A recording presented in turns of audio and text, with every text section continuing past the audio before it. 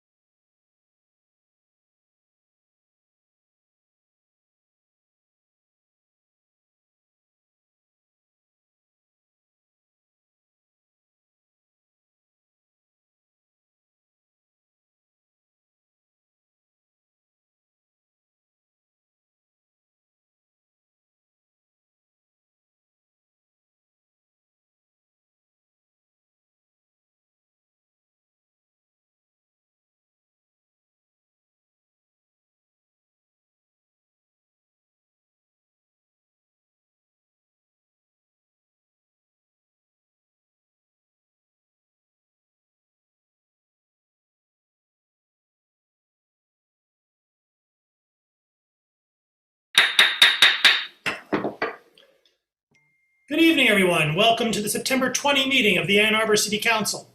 If you're able, please rise and join us for a moment of silence, followed by the Pledge of Allegiance.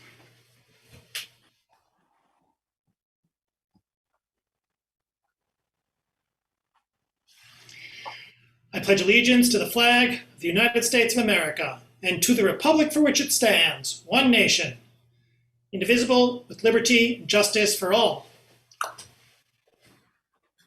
Would our clerk please call the roll of council? Councilmember Hayner, Here. Councilmember Dish. Here from Ann Arbor. Thank you. Councilmember Griswold, Here, Ann Arbor. Councilmember Song, Here, Ann Arbor. Councilmember Grand, Here in Ann Arbor. Councilmember Medina, Here in Ann Arbor. Mayor Taylor, Here in Ann Arbor. Councilmember Iyer, Here, excuse me, here in Mackinac. Councilmember Nelson, Here in Ann Arbor. Councilmember Briggs, Here in Ann Arbor. Councilmember Ramlawi. Present, Ann Arbor. We have a quorum. Excellent. May I have a motion, please, to approve the agenda?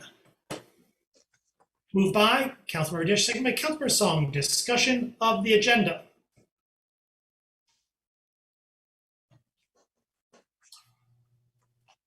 All in favor?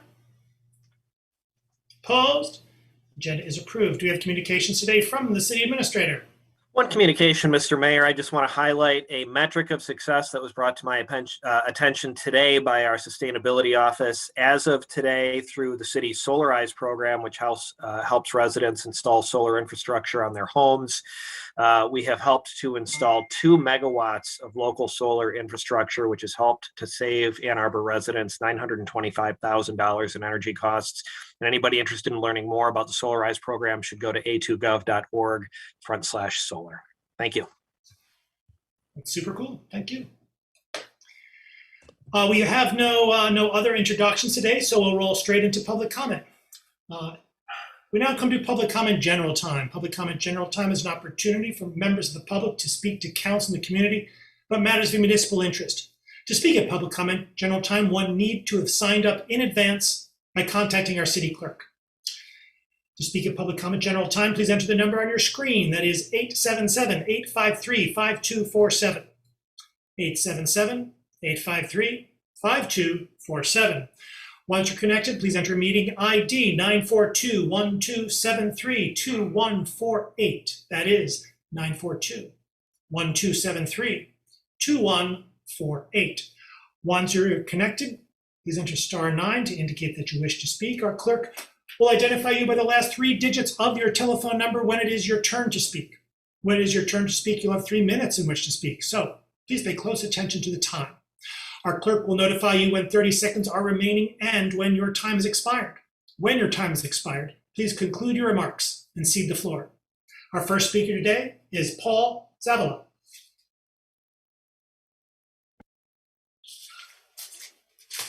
Caller with the phone number ending in 426. Press *6 to unmute yourself. Go ahead. Okay, my name is Paul Zavala, and I live at 645 Green Road. I am one of the homeowners directly impacted by the flooding caused by the sand and debris from Narrow Gauge Park. My house sits right next door to our subdivision's detention pond. When I first moved into my house 23 years ago, the creek running through our detention pond never overflowed. The water was unobstructed and the water stayed within the banks of the creek. Now, every time we get a heavy rain, my property gets flooded. The flooding continues to get worse as more and more sand and debris enter my property with each rainfall event. The recent heavy rains we encountered several weeks ago caused the flood waters to come within 10 feet of my basement.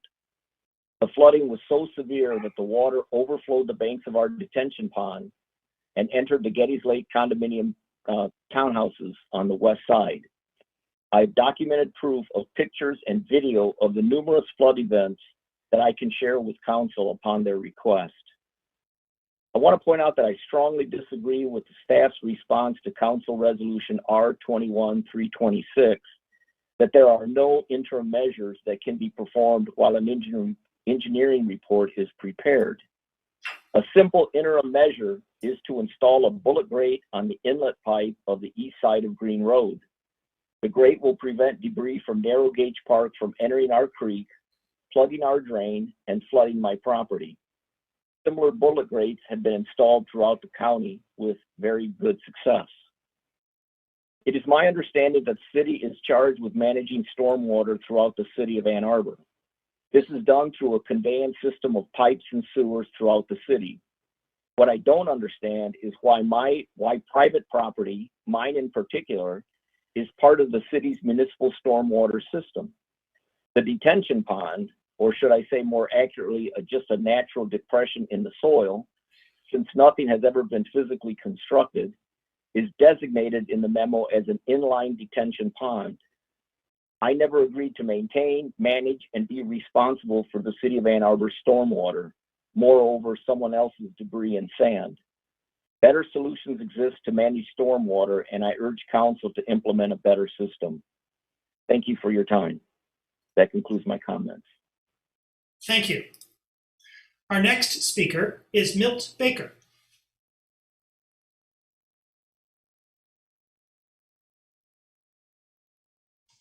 Caller with the phone number ending in 793. Press *6 to unmute yourself. Hi, this is Milt Baker. Can you hear me okay? Yes, we can.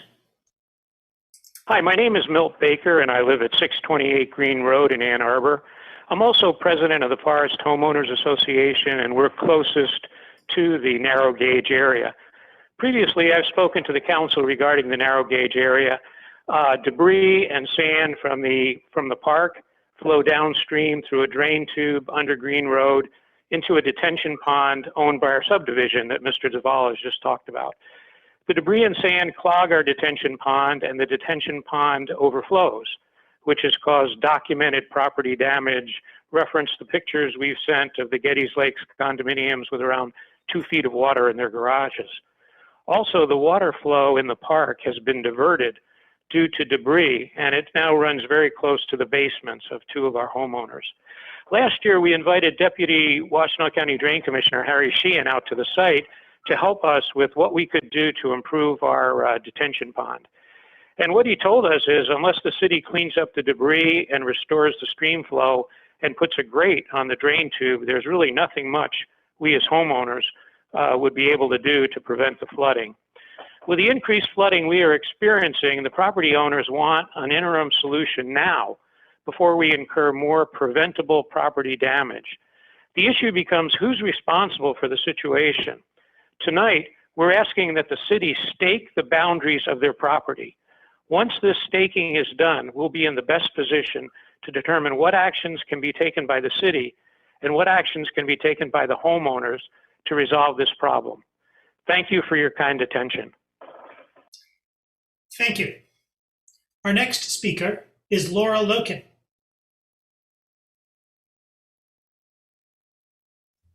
Caller with the phone number ending in 153. Hi, I'm Laura Loken, and I live at 681 Skynod Drive in the Gettys Lake condominiums. And I'm wanting to speak today to address the multiple problems that we've had time and time again with flooding. In our specific location here, our garage has been flooded 3 times. And my car that was in the driveway also received flooding. It went underneath the undercarriage and into the interior of the car, which caused a lot of damage. If you need pictures, video, we have that to provide at your request. I'm not sure what to do. The other residents on our street, we're pretty good about checking the forecast and going out to the drains and making sure that they're clear of debris. And when we go there, we clear everything. We check the retention pond and try to do what we can in advance, but that's still not enough. That's not enough, and we really need the city to intervene and to provide a solution. Thank you very much. Thank you. Our next speaker is Ingrid Gunderson.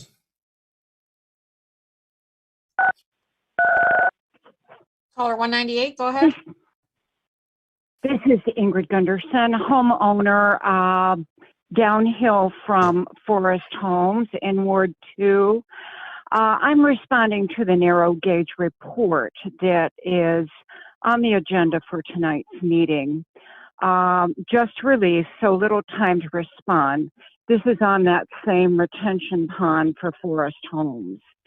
The problem we are having downhill from Forest Homes is water overflowing the western pond bank into the street and neighborhood below, and then uphill into attached garages, and very close to surging into a living room within a fraction of an inch. This has been reported to the city by homeowners. In the report's analysis segment, it says, quote, "There is no undesigned flooding that occurs in this drainage area. The instance of water being detained during and after a rain event is not an instance of flooding, as the detention basin is intended to detain stormwater during and after a rain event." End quote. The water is not being detained at times. Contrary to this report's statement, the pond overflows on the west side at least 4 times that I personally know of, and I don't even live on the closest street. I can provide contact information. You already have other offers of contact information and photos. Perhaps the water is lower by the time city engineers come out a few days after a storm, or maybe the pandemic has shuffled staff and communications. But please alert our city professionals. I, with my neighbors, have stood knee-deep in water on a hillside during thunderstorms, trying to make sure the grates are clear. This is not safe, and plug grates were not the problem anywhere. Anyway, we have nowhere to channel this water. In addition, there's a second and serious related problem not mentioned in this report. Another retention pond below, called Lower Lake, off Water's Edge Road, is starting this year to fill with sand at the 30 mouth seconds. of the city's stormwater drain pipe that originates from Forest Home detention pond. My time is up. Thank you. Please look at both the first and the second problem. Thank you. Our next speaker is Larry Deck. Caller with the phone number ending in 741. Press *6 to unmute yourself.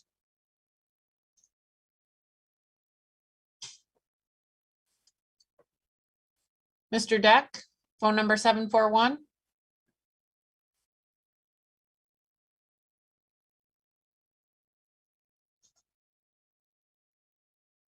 Mr. Deck, please press *6 to unmute yourself. Okay, I thought it was star 9. Yeah, can you hear me now? Yes, we can. Okay, my name is Larry Deck. I'll be speaking regarding the item CA1 on your agenda regarding redesign of the East Medical Center Drive bridge over the railroad. I'll be speaking as an individual because I'm a board member of Washington Bicycling and Walking Coalition, but we haven't had time to develop an organizational statement. We didn't become aware of this proposed design contract until just a few days ago. However, the redesign of the bridge presents a real opportunity to improve biking and walking facilities in the area. However, if I understand the contract and the scope of services properly, it looks like some of the design decisions have already been made before there's been any public input on the project. A little bit of background here. I think some of you people were on city council back in 2015 when the council passed a resolution that improvements to the trail system in the area of this intersection should be done before or concurrently with improvements to the intersection. This is a real opportunity to act on that resolution. As you know, the 820 program to reduce carbon emissions will require a lot of increase in bicycling and walking in the community. The University of Michigan President's Commission on Carbon Neutrality also calls for what they call a workable and safe central campus to North Campus bike route. What's needed are two things here. First of all, the sidewalk on the west side of the bridge should be widened at least 5 feet. Currently, it's about 10 feet. It should be made at least 15 feet so that there's room for bidirectional bike lanes and a pedestrian lane there to make it safer for everybody. The second thing needed is make the trail connections to the concrete pad underneath the overpass so that the campus to campus bike route can have continuity. And a good thing that we see in the scope of services is the desire to widen the pad underneath the bridge. It's currently about 11.5 feet, make it about 14 feet to make better connections to the trail system there. This is an ideal time to act on improving this bridge and improve non-motorized biking and walking opportunities in the area. I ask that you not take action on this contract until you have addressed the issues that I've raised here. Happy to answer any questions that you have. 30 seconds. Thank you. Okay, Emma.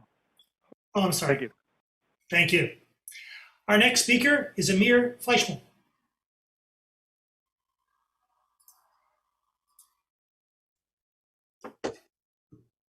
Caller with the phone number ending in 632, Mr. Fleischman. Press star 6 to unmute yourself.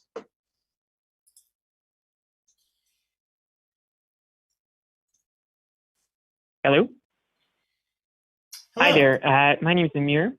I'm a resident and renter in Washtenaw County, and I want to call speaking in support of the Renters Commission.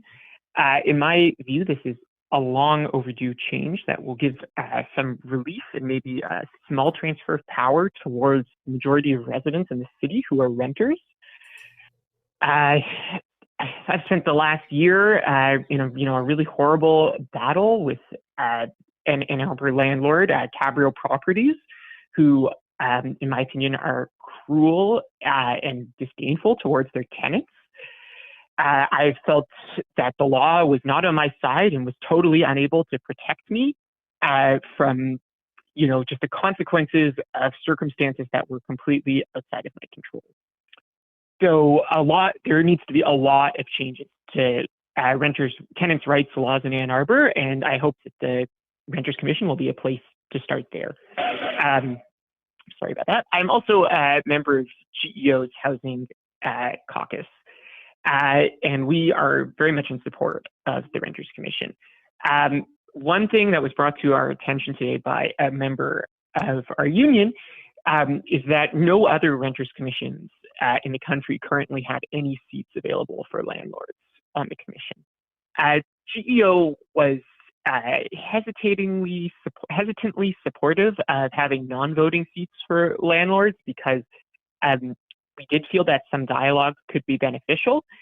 But given that we are a little bit worried that this would set a precedent for other cities trying to put in their own renters commissions. And we're not sure it would be good for Ann Arbor to set that kind of precedent. So we hope council members will reconsider at the debate tonight whether they really want to be the first ones to bring landlords onto Renters Commission. Part of the need for this commission at all is that renters have so little power. Property owners have every single seat on city council. Renters need their own commission, free from landlord involvement. I'll leave it there. Thank you all very much.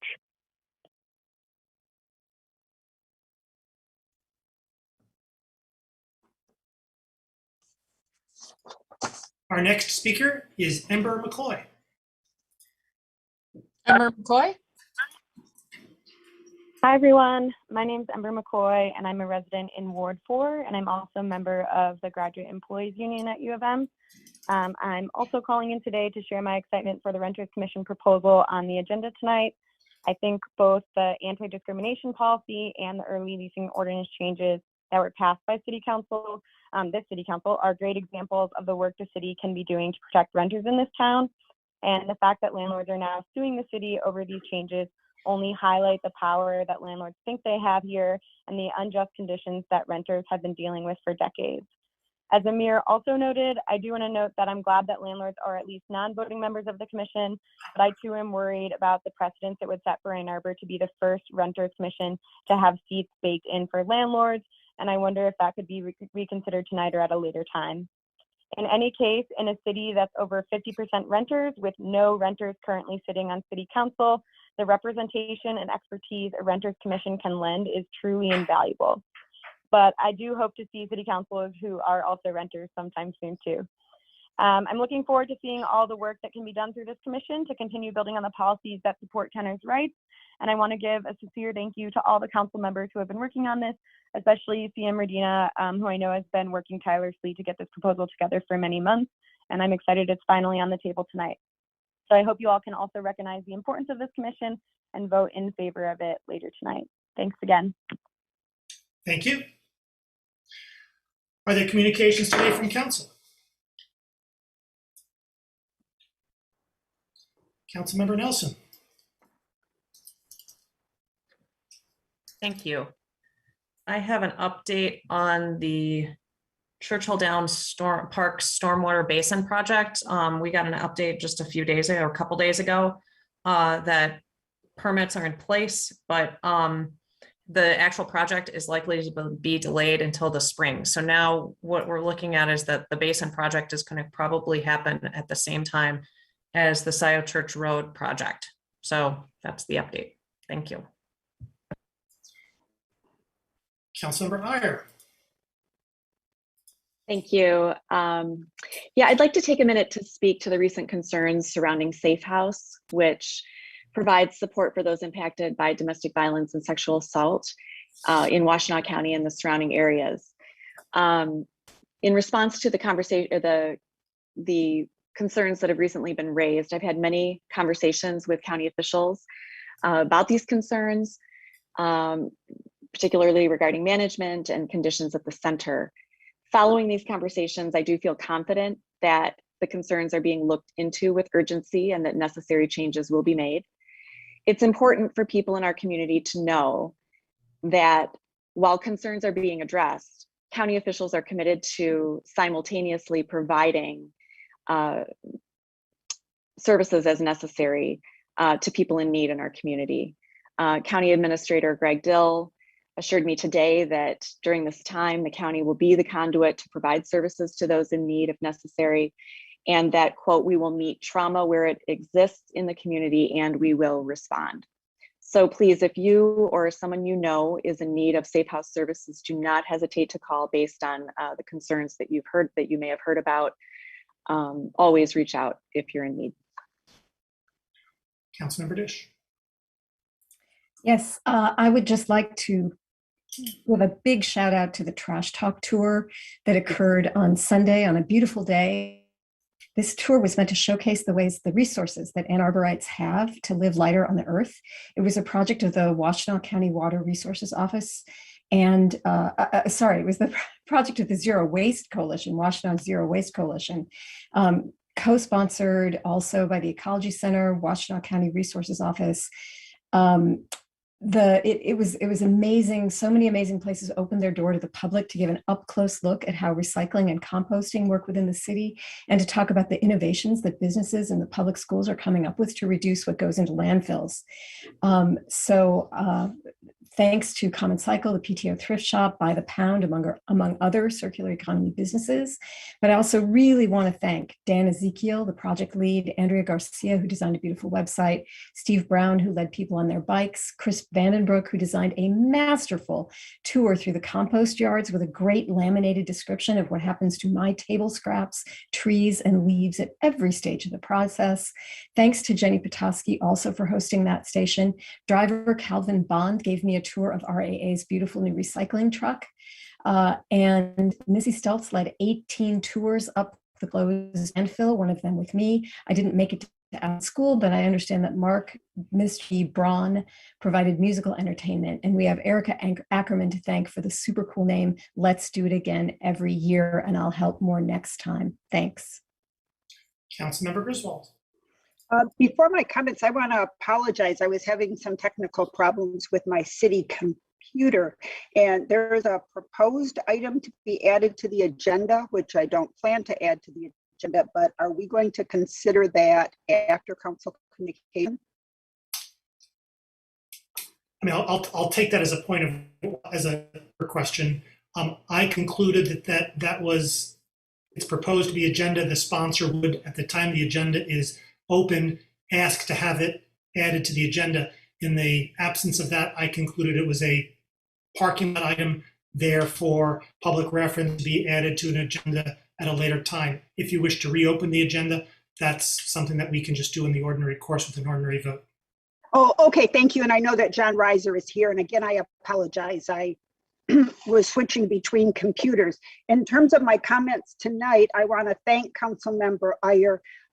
Safe House is absolutely a critical service to our community.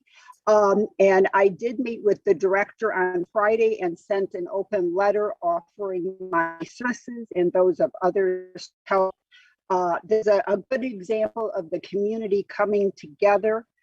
Even Congresswoman Debbie Dingell has been working on this. She's been a longtime supporter of Safe House. So I'm optimistic that this will be behind us soon. I want to thank the neighbors who came and spoke about narrow gauge way flooding. I think this is a perfect example of sometimes we don't clearly define what problem we're trying to solve. The most immediate problem is simply a grate over the culvert. And that grate had existed and I believe was removed by a city employee some years ago. So hopefully we can quickly address that. I also want to thank staff for quickly getting a barricade moved that was on Yost in a commercial district near Washtenaw. That has been moved. Thank you very much. When I was over there today to volunteer, I noticed people trying to cross Washtenaw again at Yost, which is not an official crosswalk. And MDOT has said they don't want to mark it because it's too dangerous, but it's used regularly. Thank you. Councilmember Hayner. Thanks. I just want to thank everybody who came out and made the couple events a success in kind of different ways this weekend. The first annual Entheogenic Plants Festival on the Diag was very well attended, and we had some really inspirational speakers and good crowds, a lot of booths, a lot of public education around the matter, a lot of advocacy for decriminalization, respecting nature, environmental movements, and various causes were represented there. And it was a pretty good time was had by all from what I've been hearing.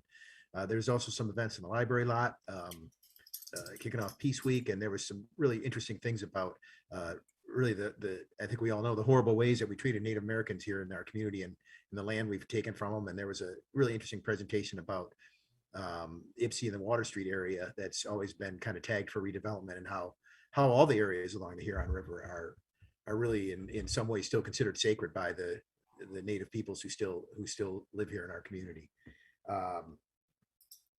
I've had some concerns with Safe House. I've been working behind the scenes there a little bit to try and figure out what's going on there and get them some help. I'm going to email County Administrator Dill and find out exactly what's going on there, because that has not been my experience.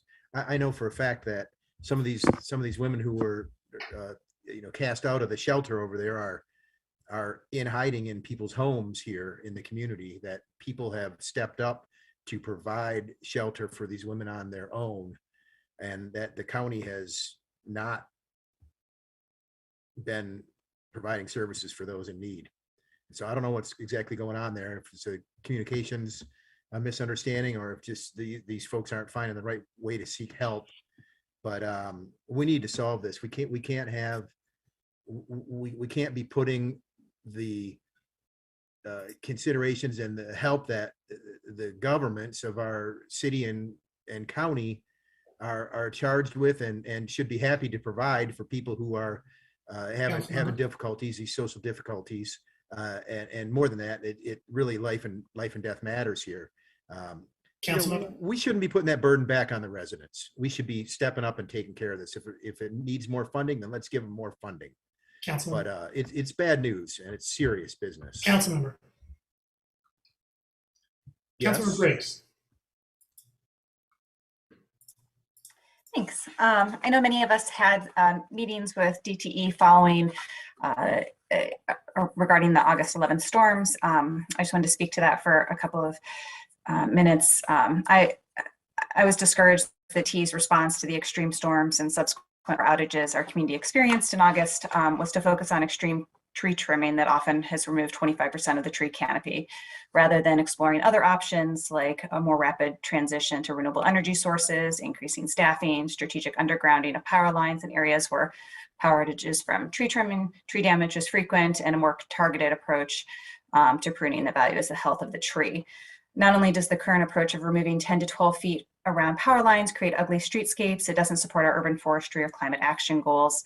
I fully support the need for tree pruning, but the approach DTE is currently pursuing is not appropriate in Tree City, USA, unless we're interested in modifying our logo to remove the center of our tree. Councilmember Radina joined me in calling for DTE to halt these extreme practices in Ann Arbor, and I've requested a meeting with DTE and city staff to explore alternative approaches. DTE has agreed to meet, and I hope that they come to the table looking for productive solutions. I'm mentioning all of this tonight because I may be coming back at next meeting with a resolution asking, if these conversations aren't productive, formally asking for DTE to halt these sort of extreme tree pruning practices and take on a more thoughtful approach in our community. So I'll keep you posted on how those conversations go. Councilmember Grant. Thank you. Quick update from the admin committee. In the next meeting or so, please look out for an attachment that will have an optional checklist that Councilmember Iyer and I have been working on. It wasn't a vote, or it won't be a resolution, but just some guidance if you choose to use it, something that can help hopefully promote better process before we bring resolutions or ordinance changes to the table, and also give some additional transparency to the public about what problem you're trying to solve, who you worked with, etc. So looking forward to that in the future. Also, I don't think anyone mentioned it, but we will be interviewing candidates for the interim city administrator tomorrow, all of us as a council at 4 o'clock. So we'll be doing those 2 interviews. Councilman Griswold already mentioned the tree. I did just want to acknowledge, although I don't necessarily have a solution to it yet, but talk about ticketing from community standards that we read about today, about people who are leaving free items out. I know that really is in line with our sustainability goals, so want to be looking into that and not penalizing residents. In the meantime, if your neighbors are doing that, please don't complain. Just go talk to them. And they don't deserve a $100 ticket for that. And just Third Ward residents, be on the lookout. Lots of road construction happening this fall on the southeast side of town. Thanks. Councilmember Song. Hi, I just to repeat Councilmember Griswold's thanks to our Ward 2 narrow gauge residents for calling in. I've been in talks with our sustainability director, Missy Stoltz, for a little bit, and we were kind of brainstorming ways to perhaps pull together a town hall. Sounds like, this is a longstanding issue that we need to, approach and answer a number of questions for a number of residents who might not be tracking, previous city council discussions and water, who's in charge of which water, and how we can approach it. So if I'll reach out to Councilmember Griswold and try to see if we can get a date on the books, and then work with Acting Administrator John Fournier and see if we can pull something together sooner rather than later. A note that this Wednesday, the Ann Arbor District Library is hosting Nicole Hannah Jones at Rackham Auditorium, 7 p.m. I really encourage folks to attend. There's also a virtual option. It's a another program offering as part of their Black Lives Matters work, and considering that we are expanding our own DEI efforts in the city, I would love to see everyone's participation.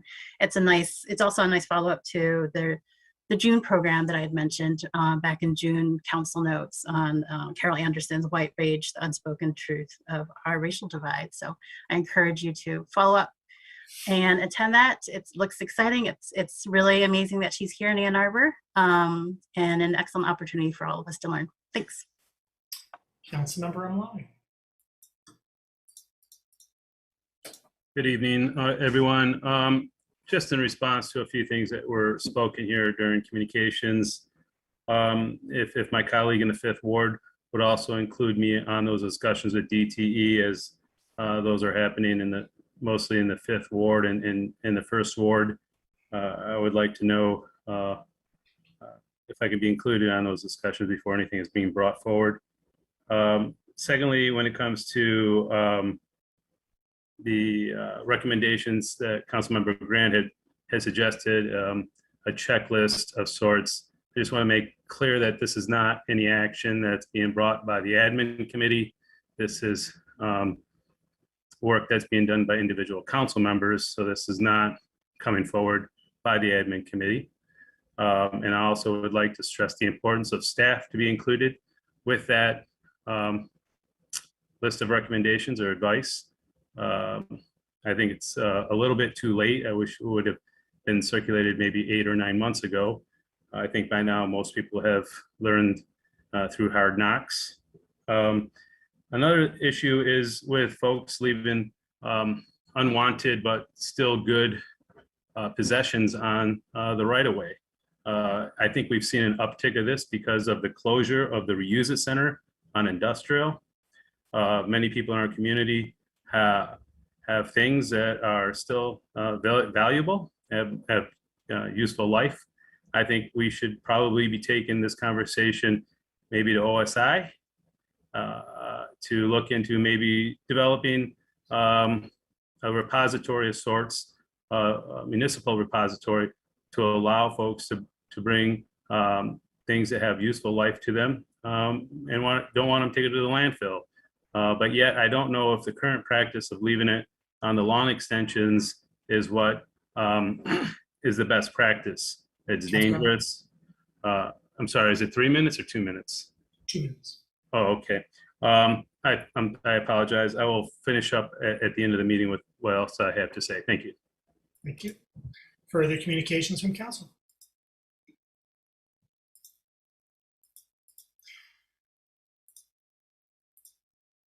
I would like to recommend the following nominations for your consideration: to the Economic Development Corporation Board, Larry Eiler, and also to Paul Krutko.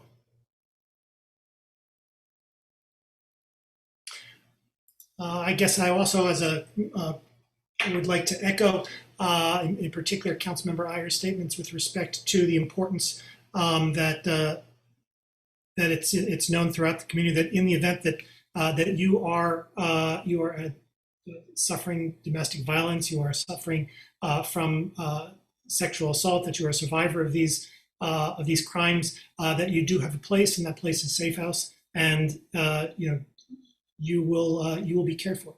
Obviously, there are conversations ongoing. There are our good friends at the county who are paying close attention to this, who provide human services in a way that we at the municipal organization do not. But we are one community in this regard, and one community committed to making sure that folks who need shelter have shelter, folks who need support have support. And so please, if you need these services, do not hesitate.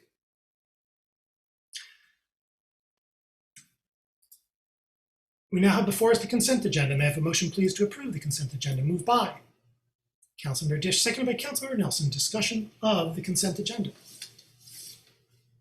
Councilmember Nelson. I'd like to pull CA2. Councilmember Briggs. I'd like to pull CA1.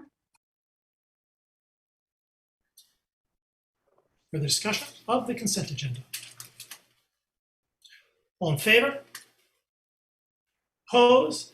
The consent agenda, with the exception of CA1 and CA2, is approved by 11 council members present, all voting the affirmative, thus satisfying the 8-vote requirement with respect to CA3, CA7, CA8. CA2, resolution to approve a contribution agreement with Traver Lakes Community Maintenance Association regarding the replacement of sidewalk on Traver Boulevard between Lakehurst Lane and Nixon Road in the amount of $56,000. Moved by Councilmember Nelson, seconded by Councilmember Dish. Discussion, please, of CA2. Councilmember Nelson. Thank you. I just have a quick question. I left for work a little too fast on Wednesday to get my question in, and same this morning. It's explained that the condominium association is paying for what would be the cost of an asphalt replacement path, and we're paying for the difference between asphalt and sidewalk. And I'm just curious if staff has a ballpark estimate of what that difference is likely to be. I don't have it at my fingertips. I seem to recall that it was about 50% of the total cost when we figured everything in. So they're contributing like a little over 50,000, and it's about a little over 50. It's about 50,000 to upgrade to concrete. Is that what you're saying? Yeah, that the total cost was around 100 to 110,000. Okay, all That right. makes sense. Thank you. I mean, that's something I've been curious about because I know there was discussion about replacing asphalt paths on South Main with concrete sidewalks. Just a curiosity. Thank you. Further discussion? All in favor? Opposed? It is approved. CA1, resolution to approve a professional services agreement with DLZ Michigan, Inc. for engineering design services for the East Medical Center Drive Bridge Rehabilitation and Widening Project in the amount of $1,011,319.29. Moved by Councilmember Briggs, seconded by Councilmember Dish. Discussion, please, of CA1. Councilmember Briggs.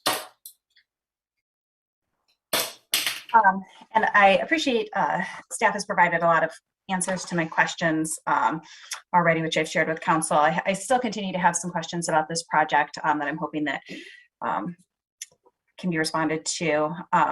Namely, they are sort of three parts. What's influencing our decision to pursue widening? Kind of what are the factors behind that? And then what are the factors that are informing staff's recommendation that the bridge widening is only to add kind of motorized capacity as opposed to adding additional space that might improve non-motorized safety and access? And then finally, why is it that the roadway design already seems to sort of be predetermined in the scope of services? I may have some follow-up questions in the, as well. This is Nick Hutchinson, city engineer. So let me start with part of that. I might have to ask you to repeat some of those. I apologize. But the project started out life as a rehabilitation of the bridge. Some capital maintenance work needed to be done on the bridge to keep it in good repair. U of M requested widening the bridge to increase the capacity of vehicular traffic coming out of the hospital area, and offered to pay for the cost of the widening, as well as half of the price of the cost of the rehab of the bridge as well. So the genesis of the widening comes from the additional capacity to get vehicles in and out of the hospital more efficiently. Overall, to address kind of the bigger picture here with the non-motorized pathways, this project is looking at making sure that we design this bridge when we rehab it in such a way that we can run a pathway under it in the future. But most of the rehab that needs, or most of the non-motorized path needs need to be addressed when we look at the intersection as a whole. This project only addresses the bridge on the south side of the intersection. Future project to reconstruct or reconfigure that entire intersection would then take into consideration the non-motor border connections on the north side and the pathway on the south side as well. So I probably didn't answer all your questions there. Could you maybe guide me as to where I haven't covered it yet? Yes, the only other things that answers the other piece seems to be that the scope of services for the design in terms of determining how that space, that extra width is going to be used, that seems to be predetermined. And I'm curious. Councilmember, you're at 3 minutes. Okay. Councilmember Griswold. Thank you. And I heard what was being said from an engineering standpoint, but the need for non-motorized paths between North Campus and the hospital and Central Campus has been something that we have discussed for many years, and it never seems to be the right time to do it. So I will not be approving this project unless it includes the non-motorized pathways. I think that this is extremely critical for the safety. It means more people would be using non-motorized transportation, not taking buses or not taking cars. And one of the things that is just in the preliminary stage, but is requesting that the university provide land for 2,000 to 3,000 workforce housing units on North Campus. And this I see as a proactive move so we don't get to the lawsuit stage that Berkeley has.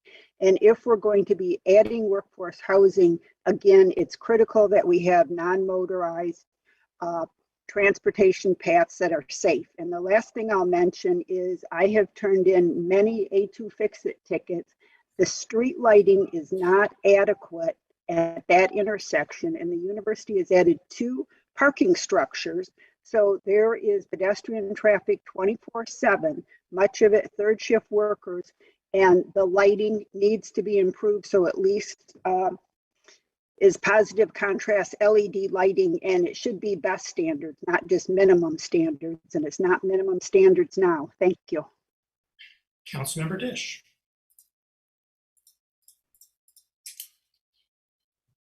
I wanted to thank Mr. Hutchinson for being here and for answering questions. The thing that's worrying me a lot is I can't envision how I'm going to commute and how others are going to commute on our bikes from Pontiac Trail, for example, to Central Campus with only one sidewalk open. And I understand that you probably can't keep both sidewalks open on either side of the bridge while this work is being done.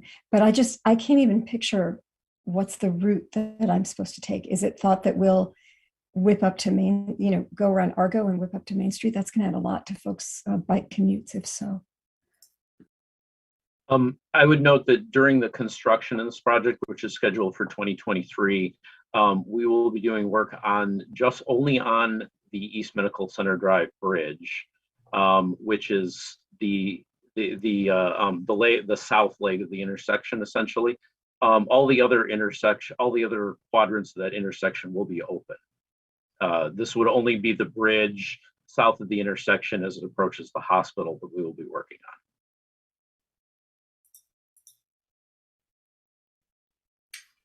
Councilmember Hayner. Thanks. I'm going to take up where Ms. Briggs ran out of time there. I think the question that she was getting to was Is this predetermined? Is this project being driven forward by the notion that there is a need to flow more vehicles in and out of that hospital?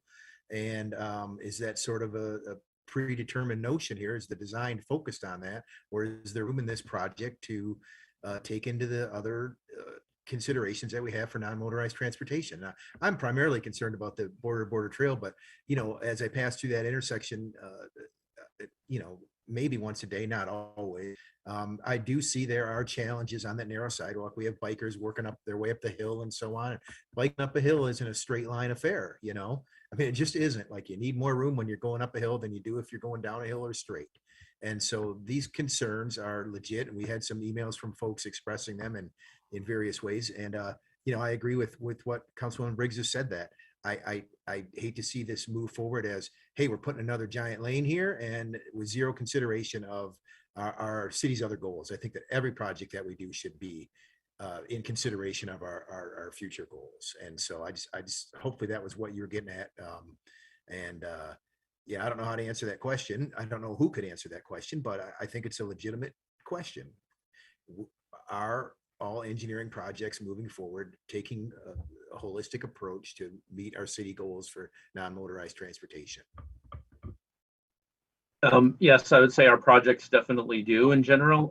In this case in particular, we do have an unusual situation here where we have a bridge that crosses over, and immediately the other side of the bridge is where the city's jurisdiction ends and the university's jurisdiction begins. So I'm actually going to turn it over to Mike Rain here from the university to talk a little bit more about that side of things. Mike. Thanks, Nick. Hello, everybody. Happy to be here. I'm also joined by our campus planner, Sue Gott. And one of the things that that should be clear is that we've been working with the city staff for a couple of years on this project in different forms. And this is a precursor to additional work on the intersection. And this widening, as Nick said, is to increase the traffic flow, but it's also really more about, it's not just a capacity issue, it's about a safety issue. There's a lot of pedestrians crossing this intersection. We need to be mindful of the entrance to the public safety involving ambulances and the patients coming in and out of the emergency department, Mott's Children's Hospital, University Hospital. So it's a highly congested area. One of the things that's really important, and I don't think anybody was glossing it over, but as it says in the city council resolution, this bridge is almost 40 years old, and it is in dire straits. It is failing, and so there is a level of urgency on our part that I'm not going to speak for Nick or Craig or anybody, but we all share in that because we've seen the reports. So there's a lot going on, but this is really a part of being able to take the next step, which is going to be another project, and that is the intersection improvements, which will involve all sorts of whether it's just pedestrian and vehicular flow as well. That's the next step that the city and the university will be discussing once this goes through. Sue, do you have anything to add? Yes, sure. Hi, everyone. So good to see many of you. I haven't seen in quite a while. So, a bridge is a little different than a road because it's a structure. And we do not want to have to come back 5 years or 10 years after the bridge has been rehabilitated, if and when we elect to ever widen East Medical Center Drive in the future. So putting an extra lane now gives us flexibility for future expansion of East Medical Center Drive, if and when that would ever be needed. It's pretty much at capacity now. But without the intersection improvements, it probably wouldn't be activated. But I think it's just good, capital improvement if you're going to be spending as much money as is needed on a bridge rehabilitation, to be thoughtful about putting flexibility in for what might be needed in the future. So I think for the university, we're to anticipate increase.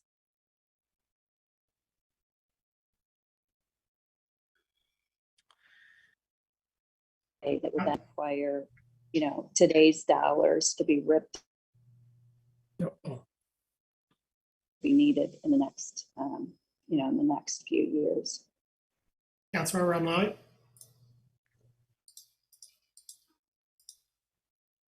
Romali? Screen keeps moving. Good evening. Thanks for being here, Ms. Sue and Mike, and others to answer these questions. It wasn't as obvious now listening to feedback here where this is all at, but shedding more information on it is helpful. I know that universities started construction again of the new patient tower. That's going to be a substantial building that's going to bring a lot more traffic to the medical campus. And I guess there's a few things here. You talked about the future improvements to the intersection. Is this new structure, those improvements, are they predicated on this new structure that's being designed or proposed to being designed? And then I have other questions regarding the condition of the bridge, as has already been alluded to. There's a 40-year-old bridge that needs inspection every 12 months. What are the ongoing carrying costs and maintenance costs and safety issues with this bridge? And what level of grade did that bridge get in its last inspection? So a few questions. I apologize. That last one to city staff and the prior ones to the university officials. I want to just jump in, Councilmember Malawi, and talk a little bit about the condition of the bridge, if you don't mind. I want to just correct one thing that was said, that I would not define the bridge as failing. It is true that it is coming close, it's closer to the end of its life than it is to the beginning. The bridge is inspected annually. I'll ask Nick or Mr. Rain or Ms. Scott to talk about the work that's done to keep it up to standard, but I don't want residents to be concerned that the bridge, officially I would not define the bridge as failing. Now is the time, I think, to reinvest in the bridge and fix the infrastructure and bring it to a state where it has many, many years of life in front of it. But I don't want people in the public to be concerned about the condition of the bridge today. And Nick, if you'd like to provide some more detail on that, please. Yeah, John hit the nail right on the head there. I don't have the actual score in front of me right now of the bridge, but I can say in terms of what is needed to upkeep it, this project is what is needed to upkeep it. There's not, on bridges, there's some little things that can be done, but after some time, things wear out, things wear down, need to be replaced. This is the project to maintain the bridge right here. And I'll turn it over to Sue or Mike for the other part of the question.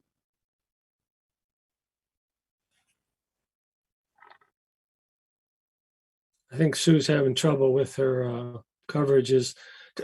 Ali, the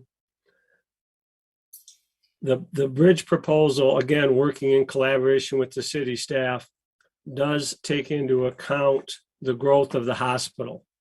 And certainly the new clinical inpatient tower is part of that. But as Sue said, right now, without the clinical inpatient tower, East Medical Center is at capacity. And so that problem and the growth of the hospital is going to make this bridge project even more important. And Sue said something very important, that a bridge is very different from a flat, intersection or road widening or anything else. This is a structure.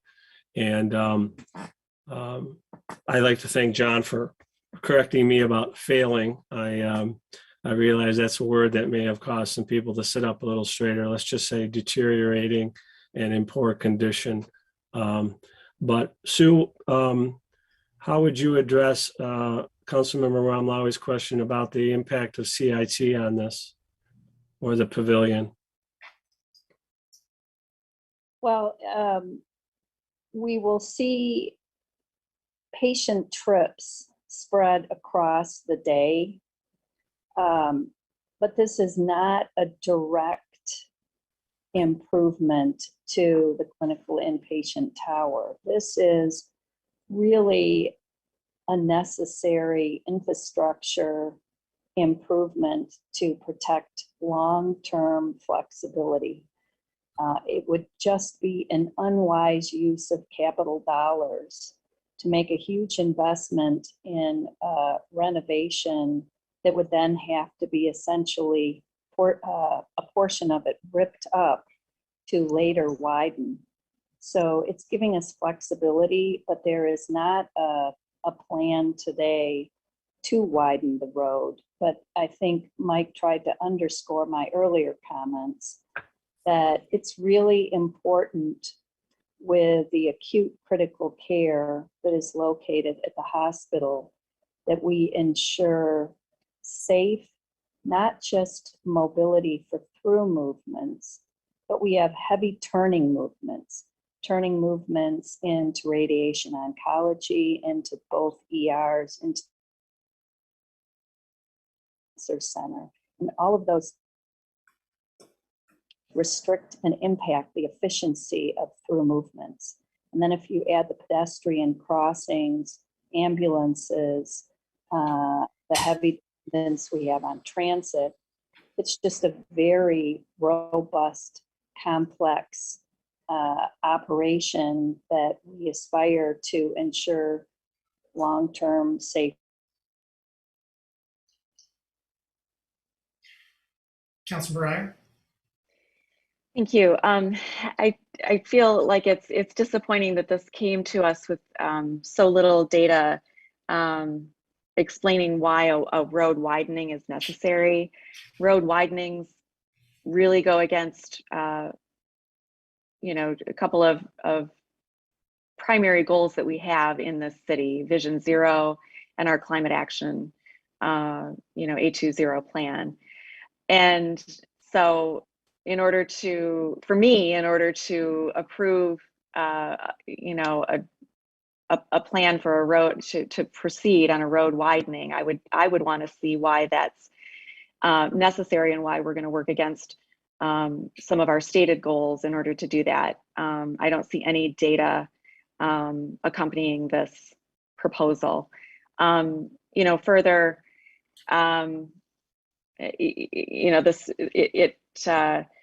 it feels like it's not ready for prime time.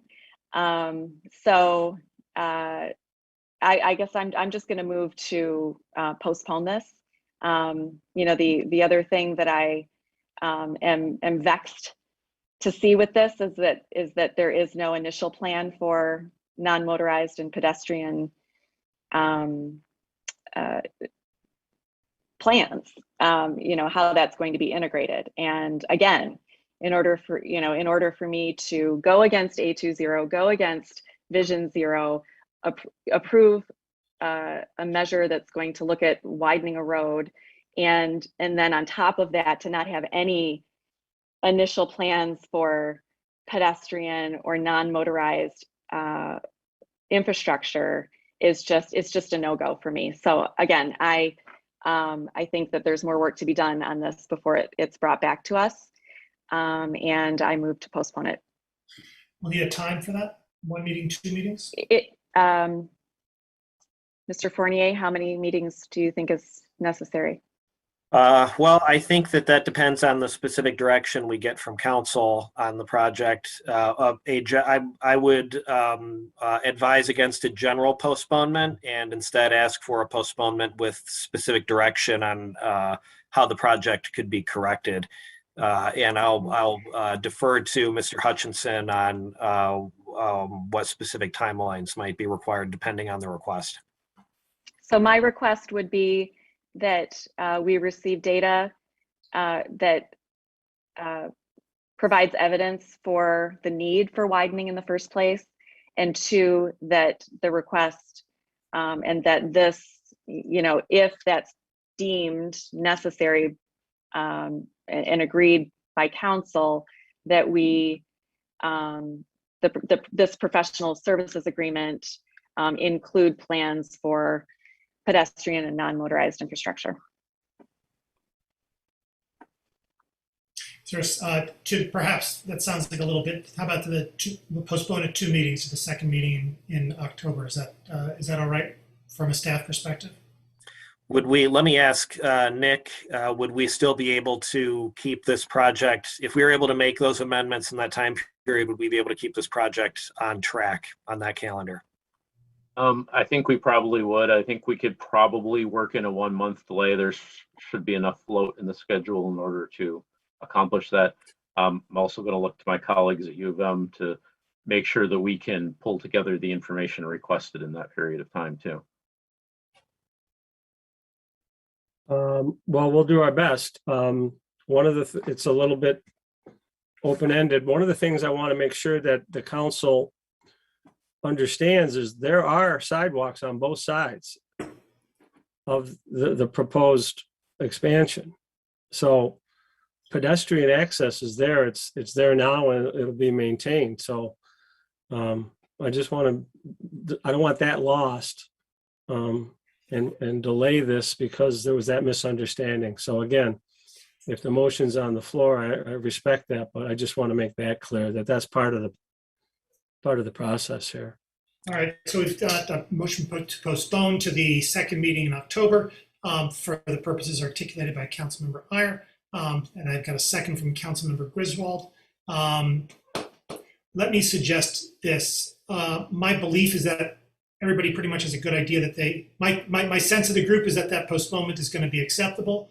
My sense of the group as well is that each of us have an individual set of questions and things we'd like to know.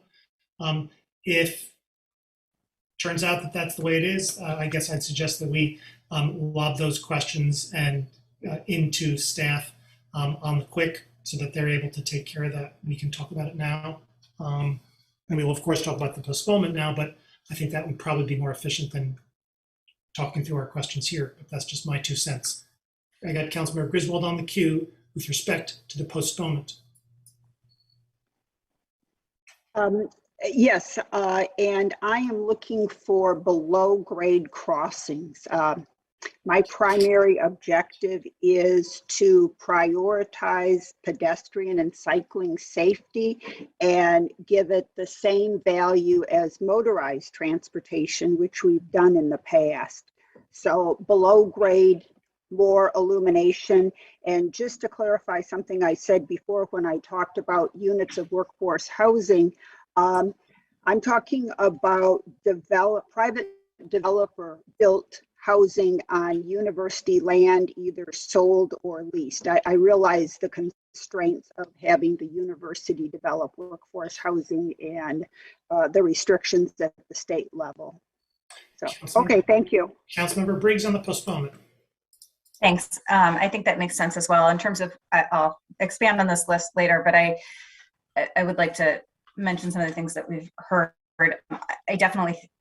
I actually think that the widening could be beneficial if it's used to actually address needs that we know that we have, which are based on our recently adopted transportation plans and in the university's carbon neutrality plan and the city's carbon neutrality plan. So I think there seems to be a discussion of non-motorized travel will happen through the border-to-border trail at some other point. I think that is good for east and west travel and not so much north and south. And so I think there needs to be real consideration of how folks are going to get across that bridge, how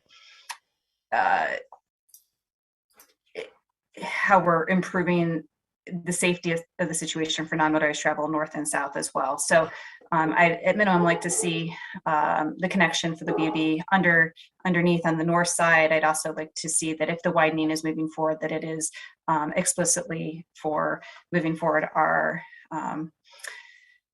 that design around non-motorized is something that is included in this phase.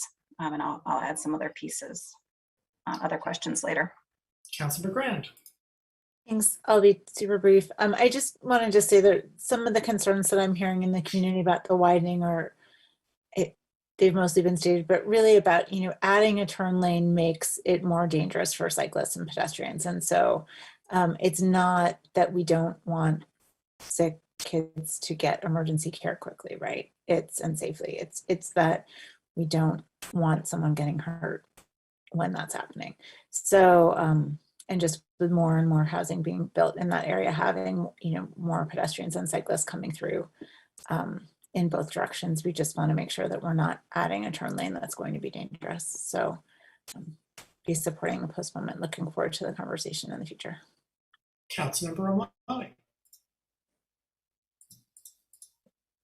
Yeah, I think there needs to be a bifurcation of the issues that are being presented here tonight. I think there is a proposal here to restore or rehabilitate a structure, and I understand the concerns of the community and the council and myself of safety of cyclists and pedestrians in the area and how the traffic flows and patterns will be. And that's going to be an ongoing conversation. As we can tell, it is ongoing throughout our community.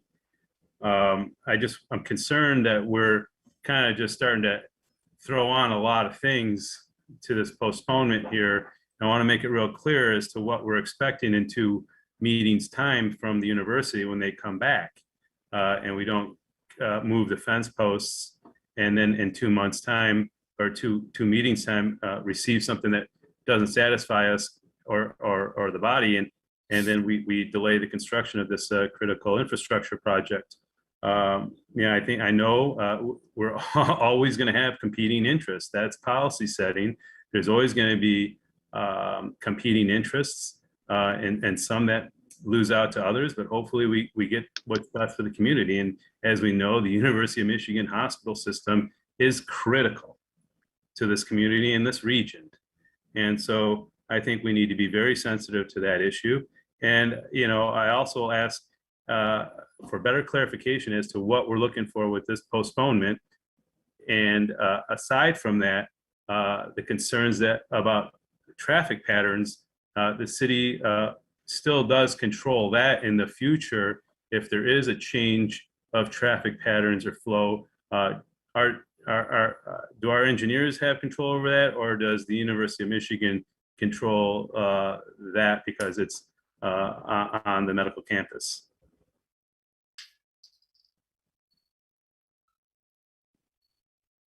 I can address that last question. The intersection itself is under the city's control. Beyond the bridge to the south, the roads are the universities. So the traffic flow, there is under their jurisdiction. We coordinate on these things and try to make sure that the traffic is working on both systems at the same time. Councilmember Hunter.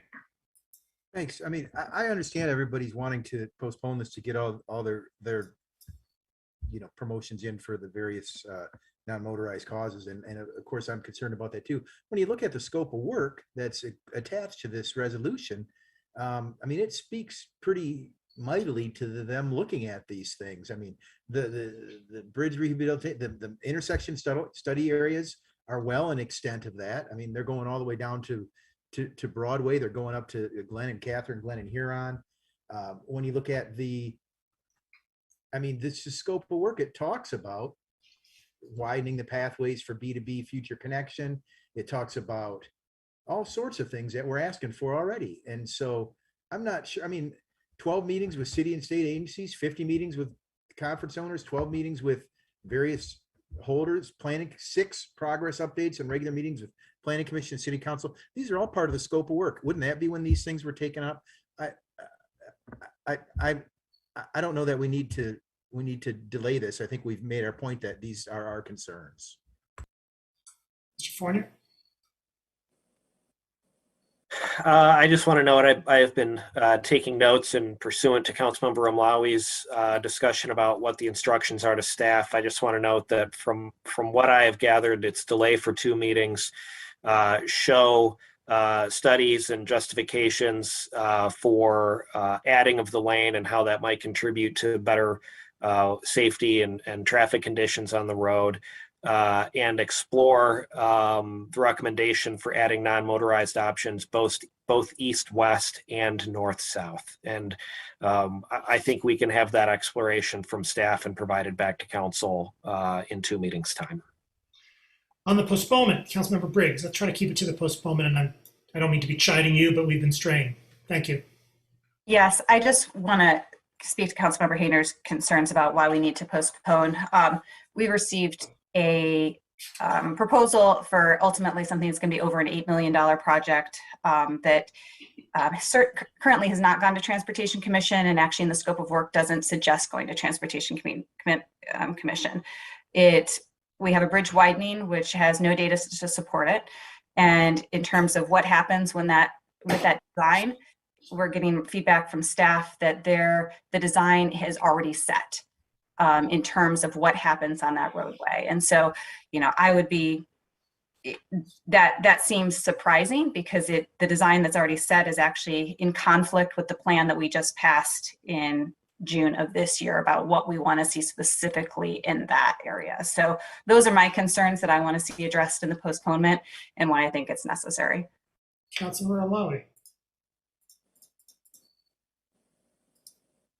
I would just like to ask the officials from the University of Michigan whether this gives you enough time to respond to the concerns and the amendments to the resolution and the postponement. Scott? Thanks. I wasn't sure if it was appropriate. I apologize. Scott, perhaps if you turned off your video, we could still hear you, and that might. Most can. So you might have to cut your video. Oh, okay. We're having difficulties hearing you. Yeah, I apologize. Is this any better? It is so far. Thank you. Okay. I just want to make sure folks understand that one of our concerns is the potential with the next inspection on the bridge if further deterioration is found, that weight restrictions could be set in, and although we certainly hope that won't be the case, and staff has felt fairly comfortable about that, we also know that you will want to maintain a good and safe and working bridge. And I recall back when stadium bridges were getting ready to be constructed, and there was a point where weight restrictions did need to be imposed there.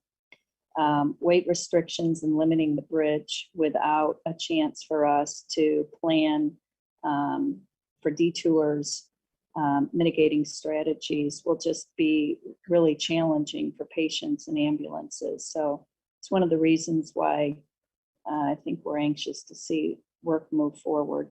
I think we can provide some documentation that you're asking for, but again, we don't have a firm project. We're viewing this widening as some future flexibility if we're contributing money now, not to have good money be wasted if and when a widening could be needed, depending on patient care. Thank you. Sorry about my microphone here. No, we were able to hear you as better than the previous times. Thank you. And Mayor, could I ask for one indulgence? I just want to quickly point out that there seems to be an assumption that this is University of Michigan initiative, and this is a collaboration with the city. We've been working with the city engineers for over 2 years on this. And so I have too much respect for Nick and his staff and Craig and his staff we wouldn't have gotten here unless they supported the widening as well. So I just want to make sure that everybody understands this is not only to get us this far, it's a collaboration. We're collaborating on the fee for the design fee, and we're going to be collaborating on the construction of the bridge. So thank you, Mayor. Sorry about that. That's right. Further discussion of the postponement. Roll call vote, please, starting with me. Mayor Taylor? Yes. Councilmember Iyer, Yes. Councilmember Nelson, No. Councilmember Briggs, Yes. Councilmember Mlawi, Yes. Councilmember Hayner, No. Councilmember Dish, Yes. Councilmember Griswold, Yes. Councilmember Song, Yes. Councilmember Grand, Yes.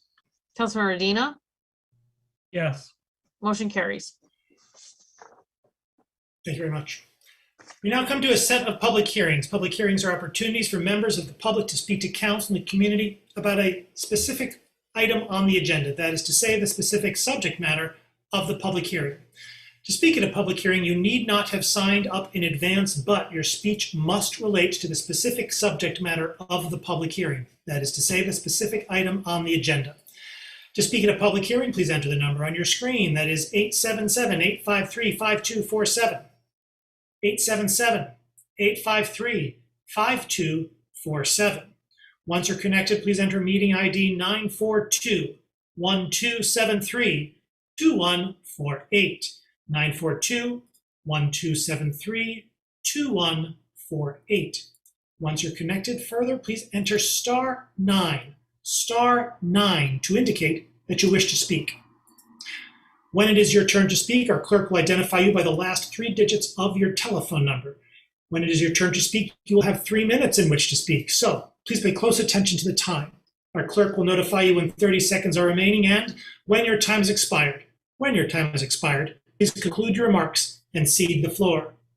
Public hearing number 1, an ordinance to add sections 10-147 and to amend sections 10-1C, 10-90, 10-94, 97, that is, 10-146, and 10-149 of Chapter 126, Traffic of Title 10 of the Code of the City of Ann Arbor. Moved by, is there anyone who'd like to speak at this public hearing?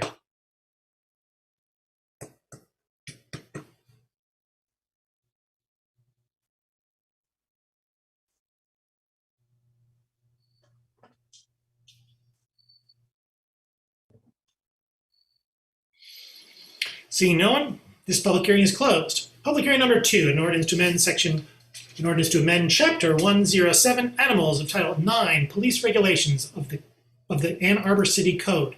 Is there anyone who would like to speak at this public hearing?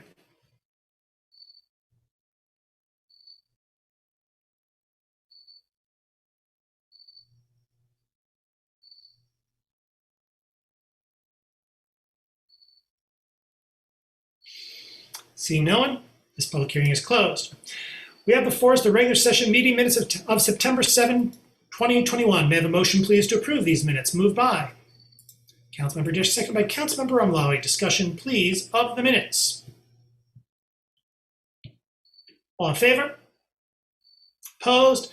Minutes are approved. B1, an ordinance to add sections 10-147 and to amend section 10-1C, 10-90, 10-97, 10-146, and 10-149 of Chapter 126, Traffic of Title 10 of the Code of the City of Ann Arbor. Moved by Councilmember Dish, seconded by Councilmember Medina. Discussion, please, of B1.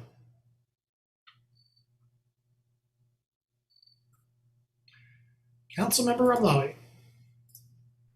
Thank you. I understand that this came through an Upper Transportation Commission after much discussion and debate on issues. I did bring up the concern I had with e-scooters on the sidewalks in downtown. I continue to have concerns as I read this ordinance. These things are not regulated for speed. In fact, many of these devices can be purchased on Amazon, and there will not be any governors pertaining to those speeds. I know there was staff's response that there's geofencing to govern the speeds, but my concern is ones that are privately owned and operate on sidewalks. And I've heard from constituents who've had very bad experiences with collisions with these devices. Furthermore, and this is nothing that I would want to legislate, But I also believe that there's an equity issue here with these devices. I don't think they're for everybody. They're for people with smartphones, credit cards, and access to be able to use. So for those who like net neutrality, I use the same analogy with this as how everyone deserves the same access to the public right of way. And I feel these e-scooters on our downtown streets, you know, allow those who have more access. And, you know, just the speeds are too much, you know, and I've spoken with City Attorney, Mr. Reiser, earlier today to try to bring some amendments to address this concern. I'm not sure what staff or city attorney's office would propose, but I'm not comfortable supporting an ordinance that has no speed limits for these devices on our downtown sidewalk. So I see Mr. Hess is here. I appreciate that. I'm not sure if he'd like to maybe help me shepherd a conversation and an amendment on how to address the concerns I have. Yes, thank you, Councilmember Rumlawi. Raymond Hess, Transportation Manager. So this was discussed at length with the subcommittee of the Transportation Commission that was looking at this proposed ordinance. We discussed speed limits at great length, actually. It was in one of the previous versions, actually, there was discussion of putting a speed limit on how fast people can operate on the sidewalk. And ultimately, that was not pursued further for a couple of reasons. One, there was a question about enforcement and the ability to do enforcement. You know, how would we regulate, you know, 7 miles per hour, for example, or 5 miles per hour on the sidewalk? You know, who would actually be out there monitoring that and writing those tickets? So that was part of the discussion. And then the other discussion was centered around, there's been some concern in the community about roads that don't feel comfortable to bike on or ride scooters on in the roadway. So, you know, if we take downtown, for example, you know, the characteristic of Liberty is perhaps different than the characteristic of Huron. And people might feel uncomfortable biking and or using e-scooters on Huron. And so ultimately, you know, the version that you have before you was meant to kind of address some of those by making sure that vehicles of personal mobility, or I'm sorry, the operators of personal mobility vehicles do so in a responsible way, give notice to pedestrians when passing, and some of those provisions. So we ultimately shied away from the idea of inclusion of a speed limit. Councilmember Hayner. Thanks. I hope you all took the time to read the lengthy email that we received from Ken Clark. Ken Clark, besides being a neighbor I've known for, I don't know, 20 years now, you know, I really look to him for his advocacy on cycling, because he bikes the talk, I guess it might be the expression. I mean, he rides his bike to work every day. That is, I mean, I see him all the time, and he and his family are legit advocates for these goals that our community has. And I think he has legitimate concerns were expressed in his email, encouraging this use, putting these bikes and these scooters up on the sidewalk. It doesn't seem like the safest route to go. I'm not sure that this is a well thought out a plan here. And, you know, even the things he said, and we don't always agree on everything, but I do look to him for his guidance. You know, it reiterates my concern that some of our planning decisions and zoning designations are preempting this kind of thing that we're about to pass tonight, I presume, by stuffing these buildings right up against the sidewalks and not leaving room for future expansion of non-motorized transportation, or lightly motorized transportation, as the case may be. And so, you know, I'm not comfortable voting on this in the affirmative tonight. And so, you know, I just want to say that. And I think that he brought up some good points, and I think that Transportation Commission should take a look at what he said. And I want to thank Mr. Reiser for getting back with me on the considerations about the way this might be in conflict with various state laws. That really cleared up a lot for me, and I thank you for that. And you know, I just want to say that I'm not sure this is all that it's cracked up to be, this resolution. Thank you. Councilmember O'Malley. If I can allow our city administrator to speak. Mr. Fournier. Thank you, Councilmember Umlawi. I appreciate that. I just wanted just a couple notes on the ordinances. There's a section of the ordinance which requires people operating personal mobility vehicles to yield to pedestrians. And so, if we're looking for an enforcement mechanism, that provides a pretty powerful one to ensure safety on the sidewalks. And I know that was a subject of much discussion with the Transportation Commission subcommittee that drafted the ordinance. And so I think that's worth highlighting for members of council. And beyond that, there are some other provisions in the ordinance that kind of codify in city code some of the practices that we put in place with the franchise agreement that we've reached with Spin and the one we had before with Bird, in terms of allowing us to seize scooters if they're not being operated or parked properly, and kind of giving us some more solid powers within city code to impound and potentially auction those vehicles if the time ever came for us to be able to do that. And so I want to point out the importance of those provisions of the ordinance as well. And I do have a quick question for Mr. Reiser. I recall that it is state law that allows these personal mobility vehicles to operate on sidewalks absent a traffic control order. Am I recalling that properly, Mr. Reiser? Well, I had to look to see if the state law actually defines personal mobility vehicle again. We define that. Right. So I'll look at that while you do that. I know that I did get a copy of Mr. Clark's email that he sent to apparently all of you. I got it from Councilmember Hayner, and I did not think that we were conflicting with state law anywhere with respect to our ordinance. In fact, in our ordinance, we do recognize that state law still applies. Councilmember Umlawi. Thank you. I will say there are many cities, including New York and Chicago, that do not allow these on sidewalks. There are many municipalities and states. There are wide range of ordinances that govern these e-scooters. I will say that, yeah, I understand that there is a provision to yield to pedestrians, but being in downtown 300 days out of the year and seeing hundreds of these every month, I've yet to hear anybody say anything as they're coming up behind somebody on one of these devices. I will also say I see countless people 2-on-1, even though that's against the ordinance. I will say that I never see people, riders under 19 with helmets. There are so many violations that go along with the use of these e-scooters. So yes, enforcement is a problem. I agree, but I don't think that should be a deterrent, and I don't think that should be an omission of us doing our job of putting that in the ordinance. And if we're going to allow these things to be on our sidewalks, we should put into the protections that protect everybody.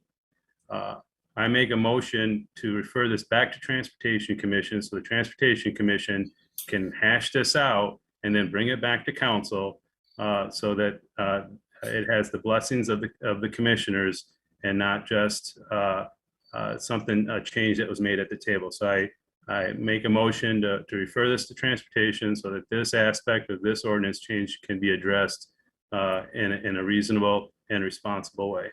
Is there a second? Second by Councilmember Griswold. Further discussion of the referral. I've got Briggs, Song, and Radina. You wish to speak on the referral? Councilmember Briggs. Yeah, I appreciate Councilmember Rumlawi, your concerns on this. I mean, I think you're absolutely right. There are conflicts. There is concern around speeds. I would say that Mr. Hess spoke to the fact, I wasn't on Transportation Commission the whole time, but this was being considered, but this really has been wrestled with in Transportation Commission.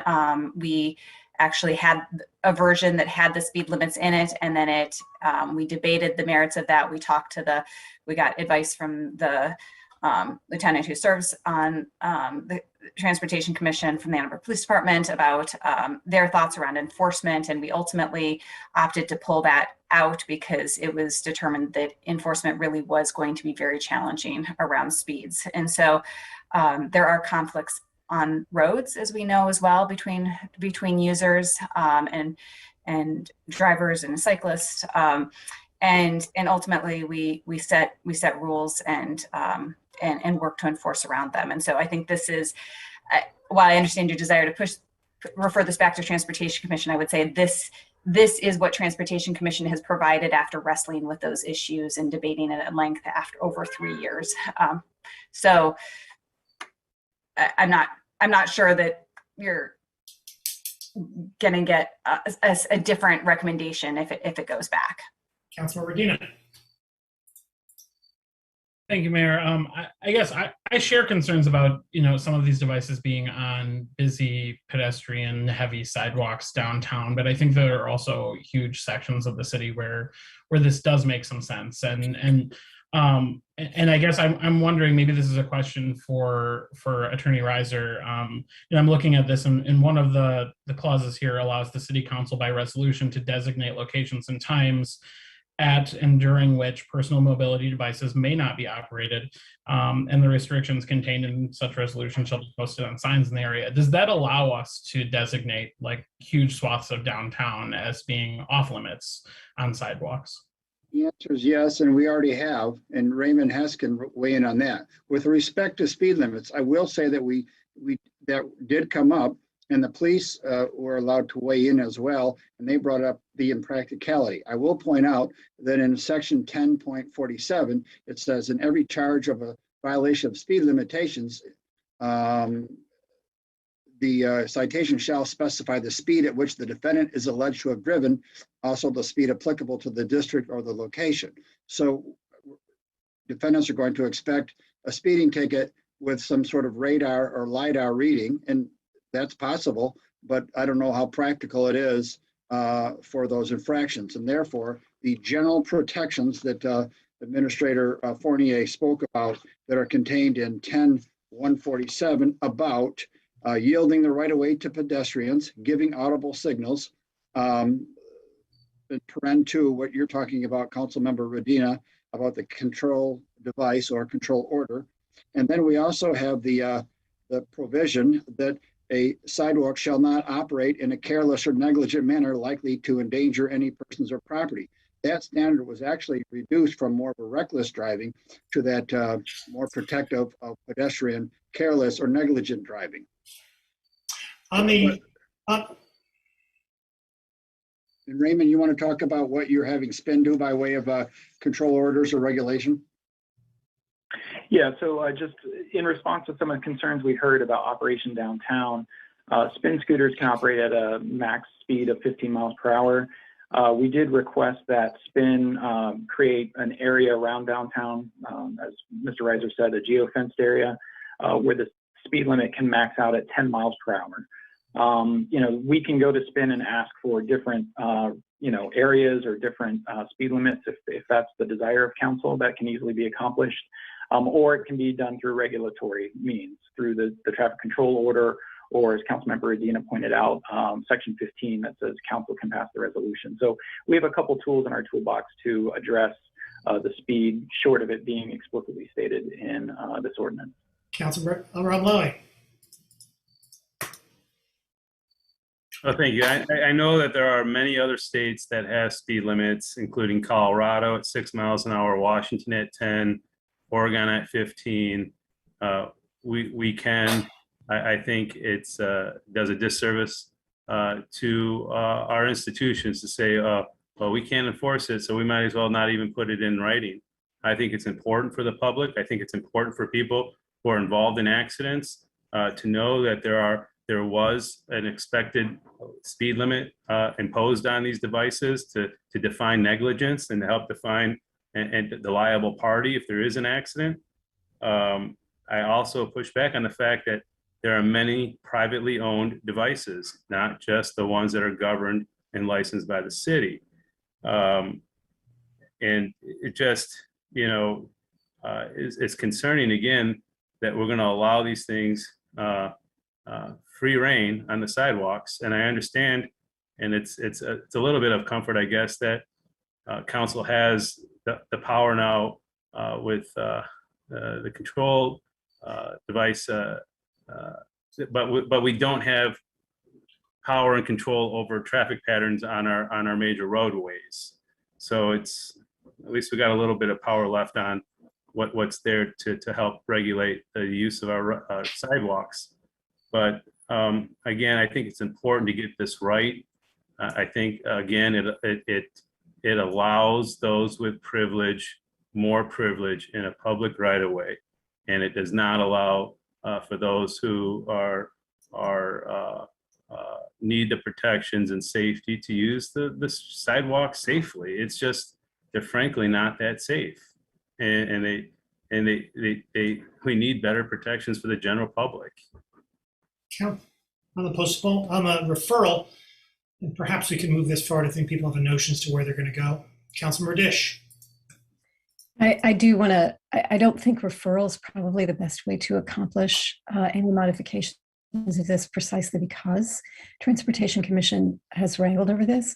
But I actually do want to echo some of the concerns that Councilmember Romlawi has raised. I don't think I'd want to regulate the speed.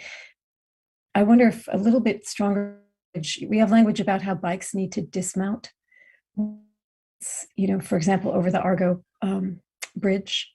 I'm actually just worried about elderly people whose balance is precarious, and having one of these things by you on a sidewalk, that could easily be a broken hip.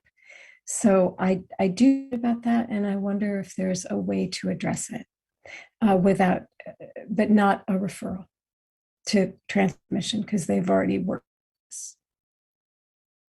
Councilman Grant. Yeah, I just want to respond to a couple of things I heard that I think are questionable. One is this idea of a personal mobility device being a mark of privilege. Something that you can rent or buy on Amazon for a few $100s is a lot less expensive than a car, and probably a lot more, a lot less dangerous to pedestrians, whether you're on the sidewalk or not. Someone making a right-hand turn into a crosswalk in a car on a no turn on red is a lot more dangerous than a scooter. And I think we have good data to back that up. So I just want to be careful that we're not fear mongering around these devices and really encouraging their use and thinking about safety carefully. And that's why I appreciate the work that the Transportation Commission has done. And think that we do have many tools in our toolbox if we see things that are of concern that we can address. Thanks. Councilmember Song. I wouldn't be supporting having this going back to transportation. If anyone has come to Grand Rapids in the past year, you'll see these scooters, you'll see these bikes in use. I myself have used it, and I learned about the geocaching after I continued on my bike, but the rest of my family was slowed down after the scooters were slowed down at the limit. So, and they actually had to use their legs instead of using the electric motor for that. They are accessible. I know there are programs like Lime has an access program for non-smartphone users and lower income residents. It's $1 to unlock and 25 cents every minute afterwards. If you look at the press that's related to how Grand Rapids worked on this, it was actually targeted towards increasing transportation access, including over 75% of folks who are low income. I feel like transportation has already done a lot of this work. We've got our transportation staff who've already done this work. We know that there are communities who are nearby who use these devices, and if we want to talk about speed, skateboards can go from 6 to 13 miles per hour. So I think we might be a little bit more used to that, and hopefully they're not too dissimilar to what we would see with scooters and bikes. Thanks. Councilmember Griswold on the referral.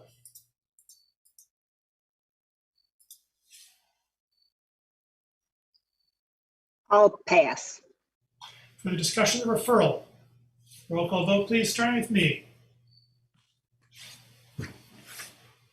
Mayor Taylor, No. Councilmember Iyer, No. Councilmember Nelson, No. Councilmember Briggs, No. Councilmember Ramlawi, Yes. Councilmember Hayner, Yes. Councilmember Dish, No. Councilmember Griswold, No. Councilmember Song, No. Councilmember Grand, No. Councilmember Medina, No. motion fails. Further discussion of the main motion. Councilmember Hayner. I voted yes to send that back in solidarity with my companion here on city council with, because I think that his concerns are legit.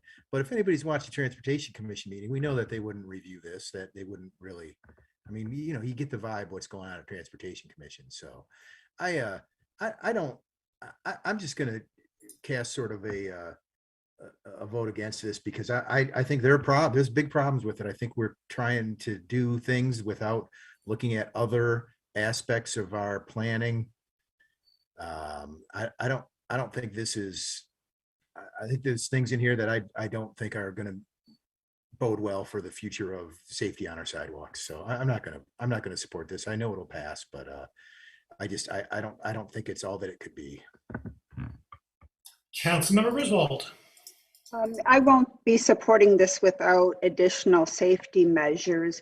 And we have to remember that Councilmember Ramlawi owns a restaurant downtown. He's probably closest to the issues. Also, while it doesn't seem possible, there are many young people who do not have credit cards. And so that is a barrier to renting one of these units. So that's all I have to say, other than I would like some additional safety improvements, and I think there's opportunities to do benchmarking. Councilmember Grant. I just wanted to thank the Transportation Commission for their work on this, and staff. I think I know what the vibe is over there. It's all kinds of awesome, with expert staff and people in our community who really care about all modes of transportation. So I don't know what that meant, but instead of insulting our boards and commissions, I'm just going to say that thank you to the Transportation Commission. You do incredible work, and I'm really thankful for your service. Councilmember Nelson. Thank you. I'm a little bit aware of how long this has been discussed because the Commission on Disabilities Issues was getting regular updates on a micro mobility committee that was working on this. Some of the things that were a little bit surprising about this when I first read it, about where scooters could be put. And I think at first reading, we talked a little bit about scooters being permitted in vehicular parking spots. Some of that conversation was really around people with disabilities who were trying to navigate sidewalks and were literally like tripping over them. I'm going to vote in favor of this. I am very sympathetic to Councilmember Ramlawi's concerns that he has raised, but I am optimistic that the ordinance gives us opportunities to restrict use in places where it would be more dangerous. There are parts of the city that you can see way up ahead on the sidewalk. It's not as dangerous to be going on a scooter. I try to pay close attention to what Councilmember Ramlawi has to share with us when he talks about issues downtown, because he is literally there all the time with his restaurant. I hope I look ahead to potential restrictions that are sensitive to the needs of the safety of pedestrians in busier locations like downtown. Thanks. Councilmember Song.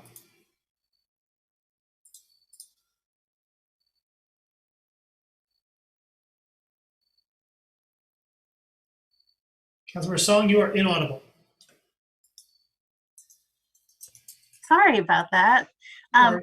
I just wanted to say, if there is a way that we could help promote that there are ways to use these devices with non-smartphone options, which it sounds like a lot of these providers have an option for, I'd be excited to see that. Thanks. Councilmember Ramlawi, I believe you've already spoken twice on the main motion.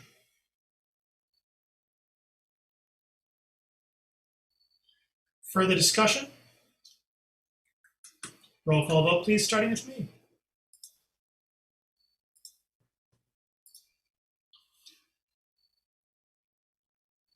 Mayor Taylor, Yes. Councilmember Iyer, Yes. Councilmember Nelson, Yes. Councilmember Briggs, Yes. Councilmember Mlawi, No. Councilmember Hayner, No. Councilmember Dish, Yes. Councilmember Griswold,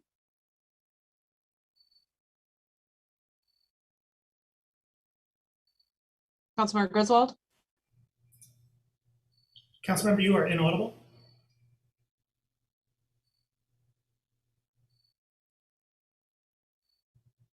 Councilmember Griswold is indicating no. Councilmember Song, Yes. Councilmember Grand, Yes. Councilmember Radina, Yes. motion carries. B2, an ordinance to amend Chapter 107, Animals of Title 9, Police Regulations of the Ann Arbor City Code, moved by Councilmember Iyer, second by Councilmember Dish. Discussion, please, of B2. Councilmember Dish.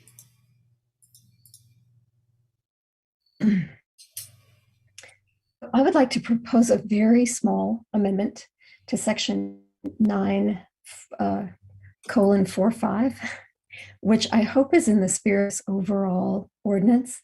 So this is to the entitled dangerous animal. And there is a sentence that defines a dangerous animal as one that has repeatedly attacked, chased, or menaced any person. And I would like to add 3 words: repeatedly repeatedly attacked, chased, provoked, or menaced any person or dog. I'd like to acknowledge Attorney Reiser for responding very quickly and working really efficiently on this. And I would just like to say that, again, in the spirit of the overall revisions proposed by my colleagues, to Pardon me, is recognize. there a second to that? Pardon me. Oh, Pardon me, I'm so sorry. I'm so sorry. Yeah. Second by Councilmember Iyer. Councilmember Dish, you have the floor. Okay. I'm sorry. I forgot about that. No, my fault.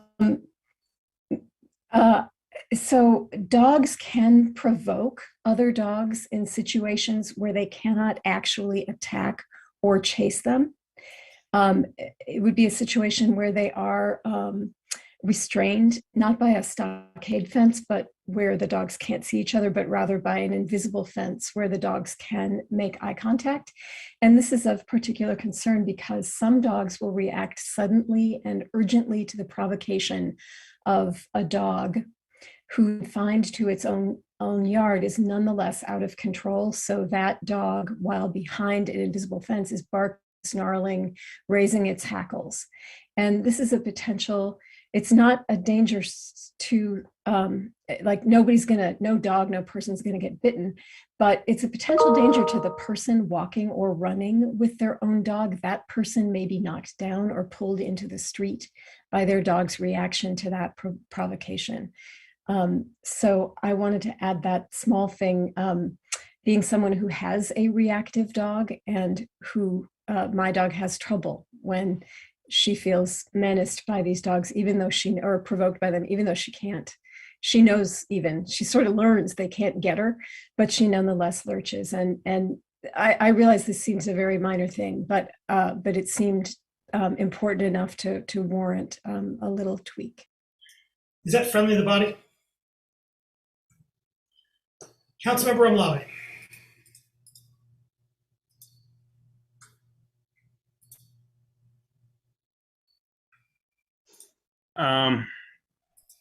I just don't know how we can measure that, how we can enforce that, how we can become experts on animal behavior once we're going down this path. I just find it a very broad term to be using, and one that it's going to be a little bit earlier. I'm talking about speed limits with scooters on sidewalks, how that was somehow hard to enforce, although other states do it. Here, we're going to try to enforce this rather, what I think, very hard to define term of provoked by an animal. I just think this is going a little too granular for this council member to support. I think we're going a little too far. I'm sorry. I just think this is too much. Thank you. Councilmember Briggs on the amendment. Yeah, I want to make sure that I understand that the amendment, and I think I share Councilmember Remlawi's concerns on this. So this is under 2B, that's changing it to repeatedly attack, chased, provoked, or menace? Or can I just, I don't know if I'm not sure I understand exactly what I don't see the language emailed to us. It's adding provoked. Yeah, I know the track changes doesn't show. So it's adding provoked after chased, right? Because if you're in a yard and you're confined by a fence, you can't chase, but you can provoke. And it's adding person or dog to the thing currently just says person. So we yeah, never mind. I should speak. Thank you. I think, and I appreciate what the situations that you're suggesting. I also have, I guess, some concerns having a dog that actually might provoke others because he barks a lot. I think we get into a slightly more treacherous ground with that language about how we define provoked and what that looks like. And so, well, I recognize that there could be some situations. I'm not sure I would be comfortable supporting that right now. Councilmember Hayner. I would just like to suggest that I like part of this, but not all of it. I'm glad that you added that it's person or dog, because I think that's completely appropriate and consistent with other things that we're trying to do with this these changes. But I guess I can certainly understand where my colleagues are coming from because provoked is extraordinarily similar to menaced in a way to me. I mean, I'm not a dog, but I'm a person, and I'm not sure. I understand the concerns that my colleagues have expressed with provoke, but I certainly like the adding of the or dog because that's really what it's all about. We've had dog on dog violence, dog on person violence, and so on was added, and so I think it's consistent. And because it's repeatedly, perhaps that would allow the defining of provoked some time to sort itself out. So I guess because I like the or dog part, I'll support this amendment. Councilmember Iyer. Thank you. Mr. Reiser, I was wondering if you could be so kind as to maybe give a quick definition to the group or a quick explanation of how you view menaced and provoked as different and how provoked would be utilized. I don't know that it's much different, to be honest with you. You've got attacked, chased, provoked, or menaced. It certainly seems pretty similar as Councilmember Hayner, but maybe a little more broader.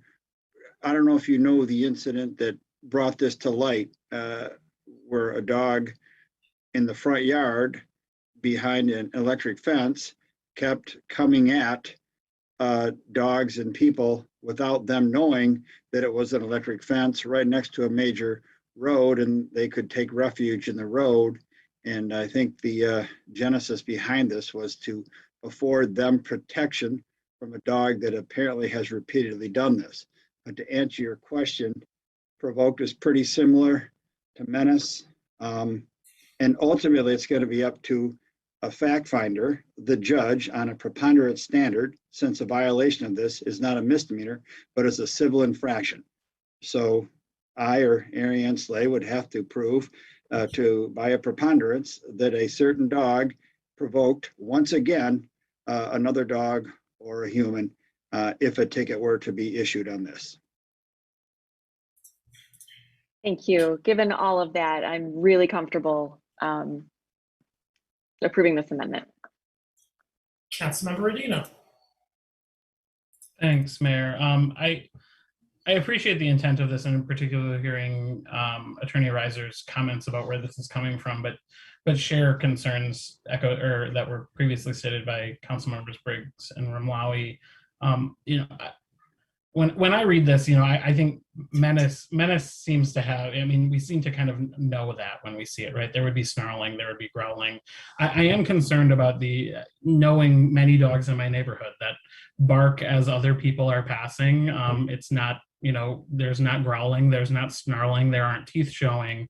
But if we're envisioning it where if a dog is barking and another dog reacts, and we're now putting that on the owner of the dog that's simply barking at folks that are going by, I do have concerns about labeling that as a dangerous animal.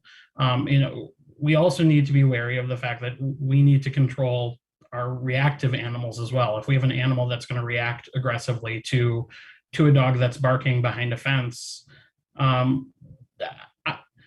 think that dog may also be dangerous, right? And so I think I do have some concerns with adding provoked. I think it is a lesser standard, and I'm just worried about kind of where that could go, particularly if we saw earlier today comments about neighbors calling in complaints about neighbors with things on their property. How does this turn to the neighbor who has a barking dog next door that we don't like? I do have some concerns with how that can be interpreted. Further, Councilor Breyer. Yeah, just to answer that, I think Attorney Reiser was really clear that a judge would be determining that, and this is not about dogs barking. This is about dogs provoking dangerous situations with their aggression, and if a dog, not everybody has a physical fence.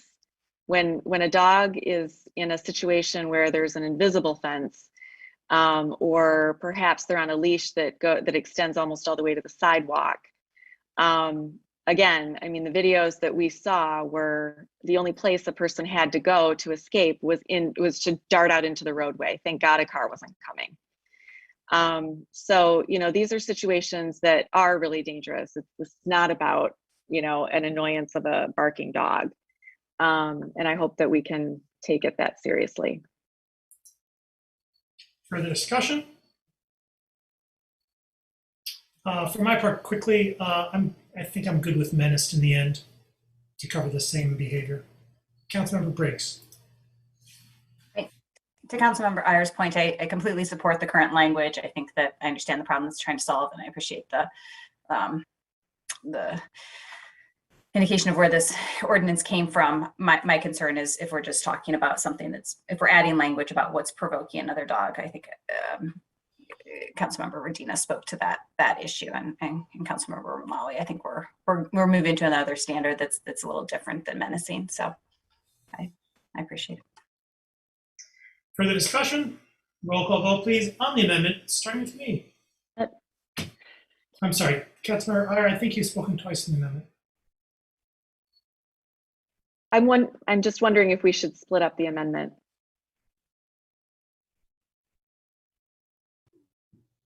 The vision on the amendment, the one being the question of provoke, the other being the question of the addition of and dog.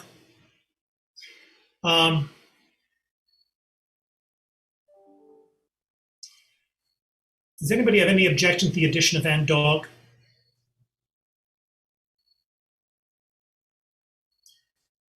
I'm seeing a lot of head shakes, which I conclude to be that everybody's fine with and dog. So let me, on a division on the question, ask for a vote for and dog. All in favor? Opposed? And dog passes. Thank you. With your question of the addition of provoked, roll call vote, please, starting with me. Thank you, Councilman Ryan. Mayor Taylor? No.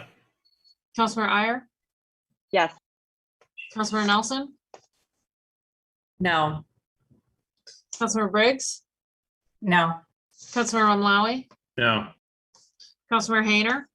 Yes. Councilmember Dish? Yes. Councilmember Griswold? Yes. Councilmember Song? Yes. Councilmember Grand? Yes. Councilmember Radina? No. Motion carries. Further discussion of the main motion as amended.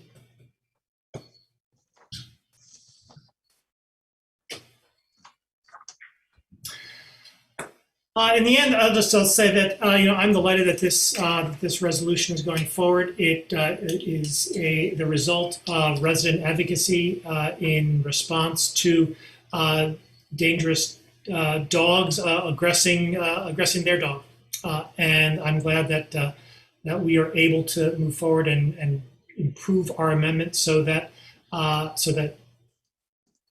dogs in town and other animals as well are protected from from the dogs owned by owners who are unable to control them. It's a thing that is right and proper and will improve, I think, safety for everyone.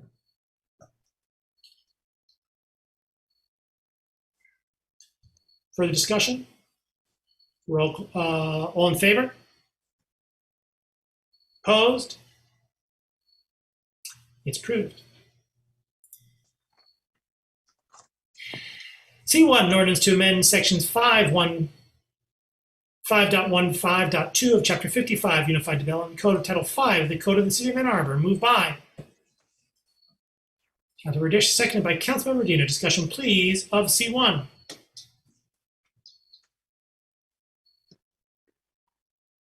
All in favor? Opposed?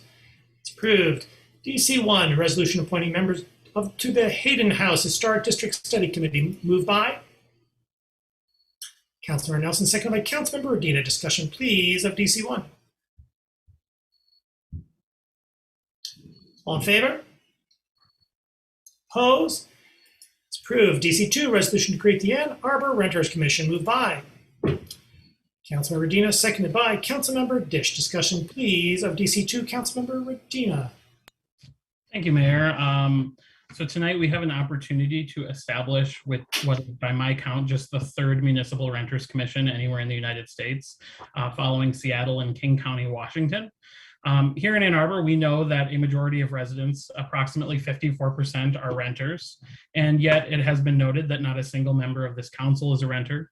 I'm not sure, but I may be the closest to my rental days, having just purchased my home a few years ago, and I believe my predecessor, Councilmember Ackerman, was the only renter during the previous term. We know that a majority of rental households in Ann Arbor are paying 30% or more of their gross income in rent, which is contributing to our affordability crisis.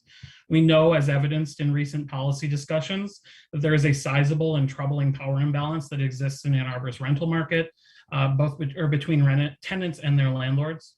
And we know that too often renters' voices are overlooked or forgotten in important policy decisions that impact our community on things like housing affordability, access to transportation, land use, public health, public safety, and economic development.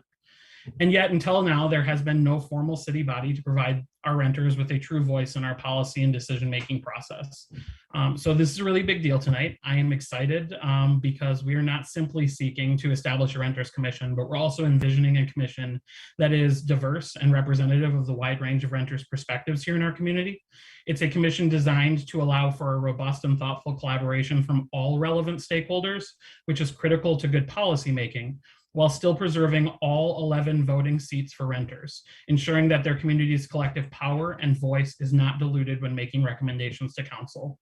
And finally, while I am excited about this resolution tonight, I couldn't have done it alone. So I also want to thank co-sponsors, particularly Council Members Dish and Briggs, who have collaborated and contributed to the development of this since the very beginning. But I also really want to thank staff, particularly Attorney Frost and our administrator, who, acknowledging current staffing restraints, has committed to staff resources necessary to establish a commission and staff it into the future. But I also really want to thank members of the community who shared their thoughts and ideas, who reviewed drafts, and who have advocated and pushed for this to happen. As I mentioned, this is a really big deal for so many members of our community. So I hope we can get it passed tonight, and then we can let this commission get to work. Thanks. Councilmember Nelson. Thank you. I would like to offer an amendment removing section E, and that is the section that allows for non-voting landlord members. And the reason I am offering this, because I do appreciate the messaging around having all the stakeholders at the table, but we really are just fresh off of an issue that triggered a lot of response from landlords. And we saw how loud they are. And so I am very excited about the opportunities that can happen in a commission that is dedicated to the topic of renting and renting properties in our community. The fact that such a forum would exist is already an opportunity for landlords to be heard. And I'd like us all to vote on this. Having landlords at the table versus having the opportunity to come to a renters commission and make public comments and complain or offer perspective in the same way that we heard perspectives in just the last few months. I mean, I don't know that anyone sitting here can really accept that landlords will not be heard unless they're allowed a seat at the table. We heard them loud and clear. They are very well organized, and I found compelling the public comments that we heard that other renters commissions do not have such seats at the table. It just seems unnecessary. And again, I guess I just want to reiterate that having created this commission, it's going to be a forum for discussion of these issues. And whether or not they are seated at the table does not mean that they will not be heard. I mean, to me, the point is that the table is reserved for renters. And yeah, I would just like to vote on the removal of section E. Thank you. For a second. Second by Councilmember Griswold. Further discussion I got on the queue, Councilmember Hayner. Thanks, Mr. Mayor. Well, loath as I am to do this, I have to point out that to suggest that we accept that landlords will not be heard unless they have a seat at the table runs contrary to the notion that we don't have any renters don't have a voice at city council because we don't have any renters at the table. So, you know, how's that go down? I don't think you have to be a renter to act with, you know, empathy in an informed and caring way towards renters. If that was here on this body, if that was the case, we'd be in trouble when we look at equity and all kinds of other issues. You know, a decent amount of my work is repairs and rental properties, either for the tenant or for the landlord. And so I know as much about rental as anybody else, and I rented in my time. I think landlords should have a seat at the table. I think it's perfectly appropriate. They aren't voting. They're there to speak. And it's a very unbalanced equation when you think that about 55% of our housing here in the city is rental housing. And yet we're not interested in hearing from the people who provide that, no matter how demonized they are, who take the risks, reap the rewards, and so on for providing that housing. I think it's inappropriate to cut them out of the picture in this way. So I'm not going to support this. Councilmember Romali. Thank you. You know, I agree that with Councilmember Hayner on this, that these are non-voting members to the commission. I think it's important to get that perspective, whether you like it, you don't like it. But I think it's important that we have more people under the tent. And I do remember the early leasing ordinance, how long that took to get passed here at the table because of the channels that were used to get concerns to this table. I'm not, I think it's a good idea to invite them to the table and into the tent. They're non-voting members. And hopefully we'll get better legislation in the end, one that gets done. Hey, you know, I'm not inviting the wolf into the hen house. There's going to be many other protections, but I think it's important that we have trust and mutually beneficial relationships. It has to be mutually beneficial. And I will go to say as far as this, and it's probably going to get laughed at by a few people, but I am a renter. I rent my business. I rent this spot. I've been renting since 1987. I've been paying it personally since 1993. I pay property taxes and all that stuff. Take care of the building and all of it. I'm a renter. And so, I won't be supporting this. And I got a lot more to say on the main motion. Thank you. Councilmember Grant. I don't have too much to add to that. I think that some of the issues that we've seen with the way that landlords have been communicating in frankly, a fairly hostile way at this table could possibly be mitigated if we start building some trust and communication and having that perspective about what a certain policy would look like on the ground to implement, understanding some of the barriers, especially as a non-voting member. I think this is that compromise. We've also heard, like, oh, well, the other ones don't do it this way. Well, there are just 2 of them. It's not like there are 100 that do it this way. We're the 3rd. And so I think it's okay to, I think it's a reasonable compromise. I understand the concerns, but by having people at the table where everyone's working together, I think makes a lot of sense. Councilmember Iyer. Yeah, I appreciate the psychology of, behind having a landlord or landlords on the commission as non-voting members. But, when you say, well, it's open and they can come and talk, that is an inherently antagonistic relationship. Whereas when you bring them into the fold as part of the discussion, as a somebody that you're seated at the table with, rather than across the room from or across the table from, there is a psychology there that I think could be very helpful in mitigating some of the antagonistic actions that we've seen. And so I'm willing to give this a try. If it doesn't work, I think we should revisit it. But I do appreciate the psychology behind it. I think it's wise in theory. Councilmember Edina. Thank you, Mayor. I just want to speak briefly to how this came about, and there were a lot of conversations that took place in developing this, and a lot of stakeholders were engaged. There were at periods of time where folks suggested that this should be that there should be 2 voting members of the commission that were landlords.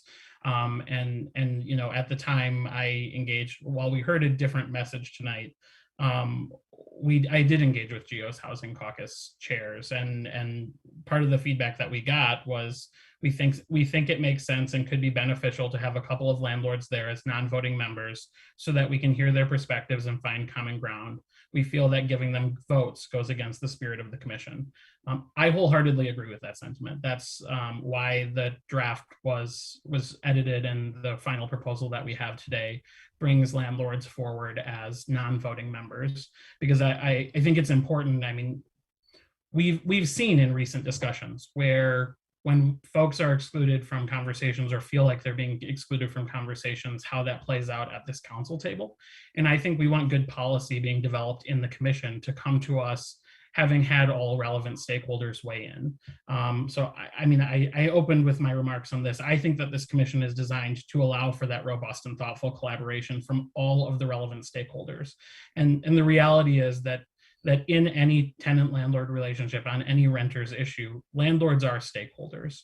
They should not, however, have the power or the ability to make that recommendation on behalf of renters. They shouldn't be allowed to speak on behalf of renters. And that's why this resolution, this commission would still maintain all of those 11 voting seats for renters. It would still mean that the recommendation coming to us is exclusively from renters. But I think it's important to have stakeholders at the table to do exactly what I heard initially, which is to find common ground and to find where there are ways that policy can be improved by working together. When there are disagreements, there are going to be disagreements, and that's fine too. But I think we need to do everything that we can to foster good policy. And so I will not be supporting this. But as was pointed out by a colleague just a moment ago, this is a commission being created by resolution. We can change it should we learn 6 months from now that the current approach is not working. Councilmember Briggs. Thanks. Yeah, I concur with those thoughts. That this is new for Ann Arbor. It's also a relatively new idea for cities across the country, and so I'm not particularly concerned about the precedent that we're setting, because I think that I'm hoping that we're setting good precedent, and that we're encouraging at a time of divisiveness, thoughtful discussion and deliberation and inclusivity in that sort of in our commission setting, so that we have potentially at times robust debate, but then the recommendations that come towards us are those of renters. So I'm hopeful this works. If it doesn't, I certainly am willing to revisit this down the line.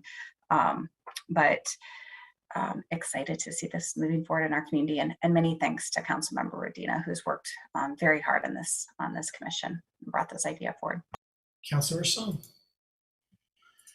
I'm a little worried about the power dynamics, and I think that's what the amendment is speaking to. And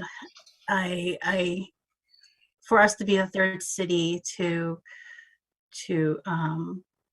have an effort like this, especially in light of how I think we're more than 20 years past of when the tenants union was dissolved and incorporated with legal services.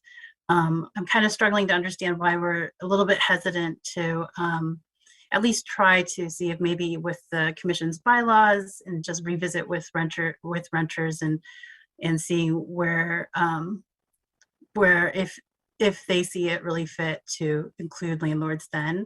I mean, they called in themselves, the GO reps called in saying they weren't aware that that tonight would be establishing a precedence with even non-voting landlords on the board. And kudos to affordable housing advocates for giving those reps the heads up and the insight to that very last minute. So I'll be voting in support of this amendment and look forward to the continuing work and as renters advocate for themselves. Councilor Griswold. I'll be supporting this amendment. I'd like to see the commission get off the ground and organize just with the renters to start with. And as Councilmember Song said, we can consider adding landlords at a future date if that has some value. But I don't really want the commission to be distracted by that initially. Thank you.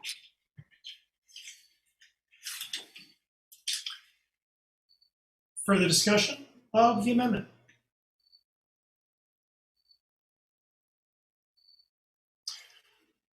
Roll call vote, please, starting with me.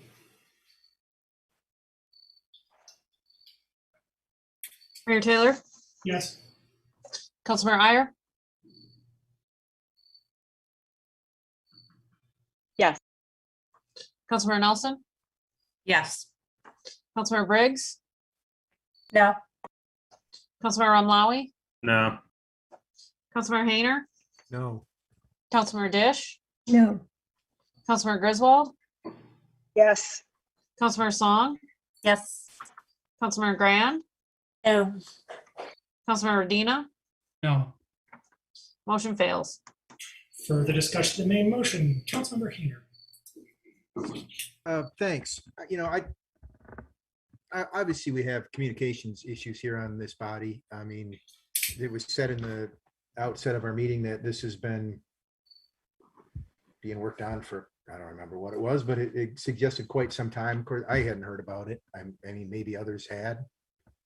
So I just think that's a little odd. It's really would be nice to get a little more heads up on these things. Okay, setting that aside. So, we have in our ordinances various ways that we as a council body have supposed to have been keeping up with this kind of thing. An example is in our housing code, chapter 105-8511, section 4, we have policies regarding inspection, and building officials shall submit monthly reports to city council specifying inspections, re-inspections, COs, and so on. This would have a huge impact on our understanding of the rental properties out there in our community. I have never seen one of those. Our charter has sections on fair rental information, statements of local problems and purposes in it. Much of this is not followed. it's my hope in supporting this group that it is used to write those things that already exist on our books so that we can make more informed decisions as a body about the rental situation in our community. And that it is also my hope that this body is not used in a political manner. So I'm going to support this. I don't think it's a problem. I'm relieved that we are starting out by having those who are responsible for providing rental housing as part of this group. If that amendment had passed, I would not support the whole. I think so, but I will now. Councilmember O'Malley. Thank you. And I know that Councilmember Adina had talked about this, bringing it to council for many weeks, maybe months now. We hadn't seen any text, and it did appear on the agenda on Tuesday with only a day to respond with questions. That all being said, I do support it. I do have concerns. I have a lot of concerns. One thing that's been brought up at this table quite often, especially this year, has been DEI. I see, and I'd like to know, where are those assurances in this resolution when we're talking about DEI initiatives and goals and policy setting, how that's embedded in this commission, other than what I see here, but more prescribed. That I don't see, and perhaps I'm just not looking at the right part of this. But I don't see that, and I think if we're going to address that and the inequities and the power inequities and the economic inequities and the social injustice, we need to have that more prescribed in this. And secondly, the resources. I remember when ICPOC was formed, the battle to get $140,000 a year for that was intense. And the resources still are not coming as quickly as they ought to. You get told something, but it's long. It takes a while to get it. I would like to know, how much is this commission going to cost the city? I assume it's general fund dollars. And what kind of resources are we going to put towards it? There's just not a very prescribed recipe of resources here. And I see too many commissions that are given tasks and given goals, but not given the resources. And I'm concerned that this may not have the resources that it needs to be as successful as it can be. So I apologize, but this did come in one day less than when our questions were due.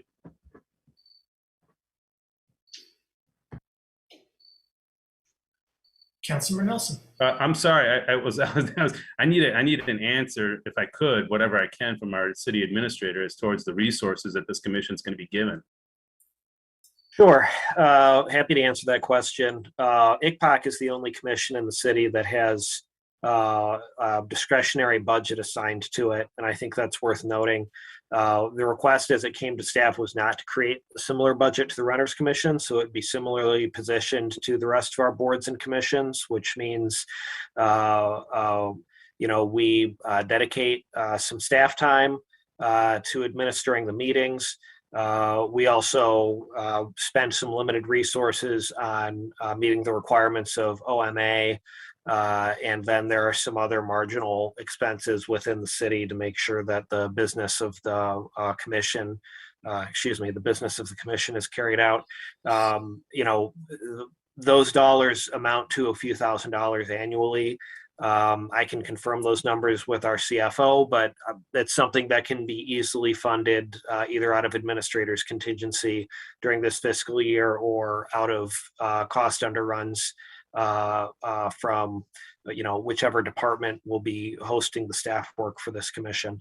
And so when I spoke with Councilmember Adina, spoke to me about this, what I said was, if there's policy direction from the council to form the commission, we'll try to do so with internal resources as they exist. And if we're unable to do so, we can have a discussion. But I think we should be able to do this with internal resources right now. So I wouldn't say that this is comparable to the same process that was undertaken with ICPOC when it was created. Councilmember Nelson. Thank you. And I appreciate that that ICPOC has been brought up as something of a parallel. When we talk about disparity in power, who we're trying to give voice to, I think that we need to be serious about making sure that the composition of the commission is going to give voice to the people that we want to give voice to. I am asking Ms. Boudry to circulate an amendment to Section A. This is sort of a combination of a resolution that we passed in February 2020, and with a sort of a hint of what we recently amended the ICPOC bylaws to reflect. I'm asking that the initial voting members be appointed by the mayor with the approval of council, and I want to add the language, for all future appointments to the commission shall designate a group consisting of the city council liaisons and one or more voting members of the board or commission to review applications for membership. Future appointees will have the recommendation of the commission. And the reason for this, since we didn't pass the resolution to take away Section E, I am concerned, based on my experience in engaging with quite a lot of landlords that had a lot of strong opinions about the ordinance we passed on leasing.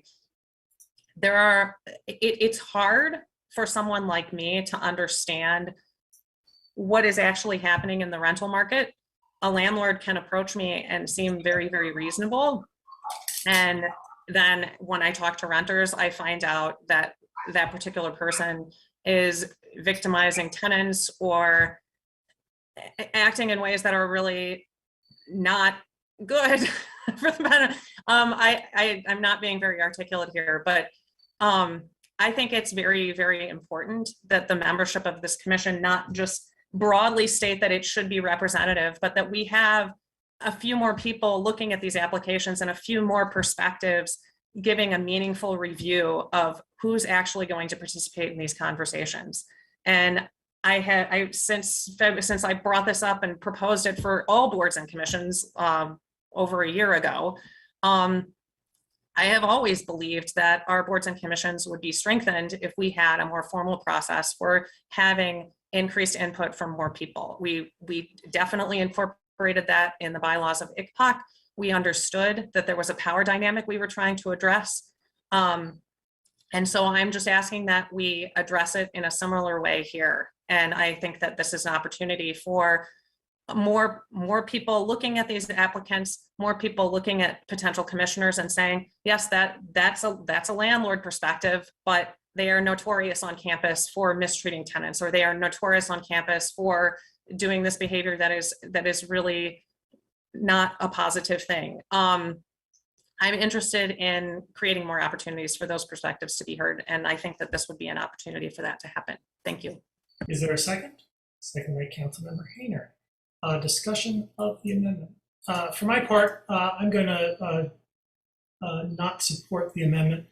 I think that it is of course right and proper for me, and for any of my successors to collaborate with the various commissions about their membership with particularity. Generally, the chair, or really whomever the chair of the commission designates. It strikes me as that information is entirely to the commission, available for the commission. And further, I, at least during my practice, I'm incredibly excited when commission members recommend folks. I think that makes a lot of sense. At the same time, there are a lot of other considerations that go on throughout the city, throughout the municipal structure that are perhaps not seen or engaged by the commission as a whole. And so, I think it makes sense to have multiple inputs. One of which is, of course, the commission. The amendment as drafted would have the commission be a gatekeeper.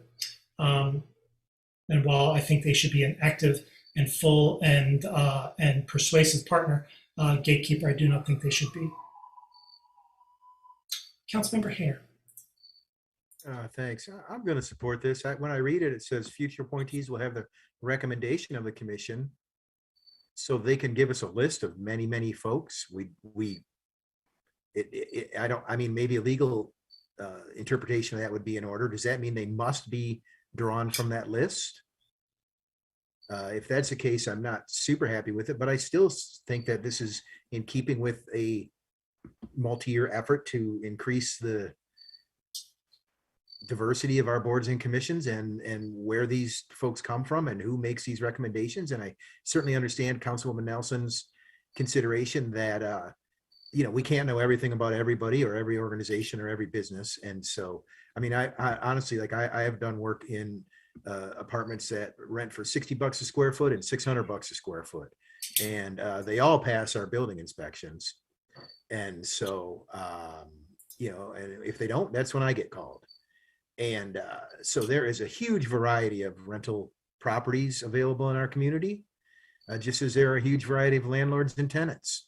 And so I don't really have a problem with this. I think the initial appointment will be made. And then I think in the future, it's okay to let that group reach out and take a look at who we're appointing. I think that there will be some question about that final line. Future appointees will have the recommendation of the commission. Must they?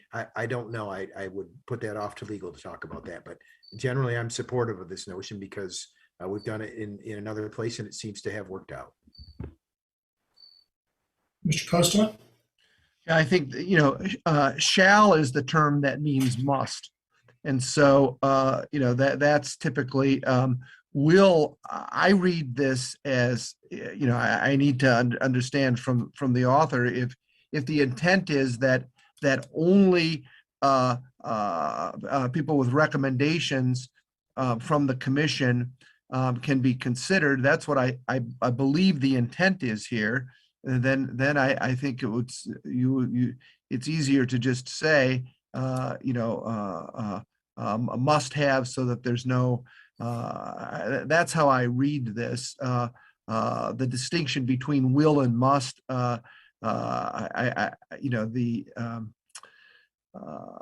Typically the word is shall. Here it certainly by implication means must. I believe, Councilmember Nelson, and if so, must have or I would say if that's the intent, it could be must have. So it's basically. I feel like I pulled it from ICPOC. Perhaps for clarity, we can have an amendment to the amendment, just so we all know what we're voting on. Future appointees must have the. Yeah, I mean, I think the discussion with ICPOC was, just simply because they recommend somebody, it does not mean obviously that the council has, that has to be approved, but the people who come before you have to have this endorsement of the commission. That's how I read this, but I want to make sure that that's the intent of the author. Councilmember Nelson. Is substituting shall for will achieve clarity? Well, yes, to me, without looking. That's fine. I might do a quick search and then, it might be that will and shall mean the same thing. I just haven't looked it up quickly. And so the legal effect. Is there it seems to my eye, just for clarity, that we should probably just change it, the will to shall. Is that friendly to the body? So I'm going to read that as an amendment to the amendment. The amendment now, the last sentence reads, future appointees shall have the recommendation of the commission. That is, I think, consistent with the amendment's intent, and that is now, unless I hear objection, considered a friendly amendment to the amendment. Back to the amendment in chief. Councilmember Mccoy. Thank you. I don't see this as a gatekeeper. I see this as empowering the commission giving our community more voice, more influence, giving our boards and commissions more latitude, and frankly, more reward for doing the work they do, and giving them the freedom, the bandwidth to express. I wish this was in more of our boards and commissions. It was first codified in ICPOC to give them the independence. Now, ultimately, council still has the power of appointing and confirming, that is, those persons. So we're just asking the commission, we're empowering this commission to tell us what they need, who they believe would help them achieve their goals before it comes to us. We still, in the end, can say no. In both cases, ICPOC and this, as far as I understand it. So I do push back on the fact that this is somehow a gatekeeping. I think this is empowering. I think this empowers the commission. I think we just had a discussion about having landlords, non-voting members on this. Now let the commission, after it gets established and has a little bit of experience, provide to us some information on what they need. And I think that's great. And I think that should be a part of more of our boards and commissions, something that I don't see enough of today. Councilmember Briggs. Thanks. I think what I heard the mayor speak to was that, he and at least as he operates is seeking the input of our boards and commissions as we're making those placements. I think we should always be reaching out to our commissions to find out what they need. I'm not sure that I think that we should be equating the Renters Commission with ICPOC, which is sort of a different entity and purpose in our city commissions, and it kind of, it's better in terms of the bylaws to be thinking about it in terms of the rest of the commissions that we have set up in the city. And so I think there's been an attempt to have consistency in those bylaws, and so I'm a little concerned that we're moving a different direction. I do think there's a real attempt here in membership B to make sure that the voting membership of the commission should be representative of various renter perspectives in the city, such as student, youth, low income, LGBTQ, anyway, so on. Everybody else can read to the end of this, but there's a lot of different pieces of membership that we're trying to make sure that are getting represented here. And I think that that's going to take some real work to make sure that happens. That's going to come hopefully from the commission's recommendations in the future, but also from real work on the part of council members and the mayor over that. So I'm a little wary, I guess, of this amendment, but I'll listen to what others are, how they weigh in. Councilmember Griswold. I'm going to be supporting this amendment, and it's my understanding that similar language exists within the Environmental Commission, and members of the Environmental Commission have been working to fill out the expertise, and we're now looking for someone with water expertise. So I would think that the members of the commission best know what expertise is needed.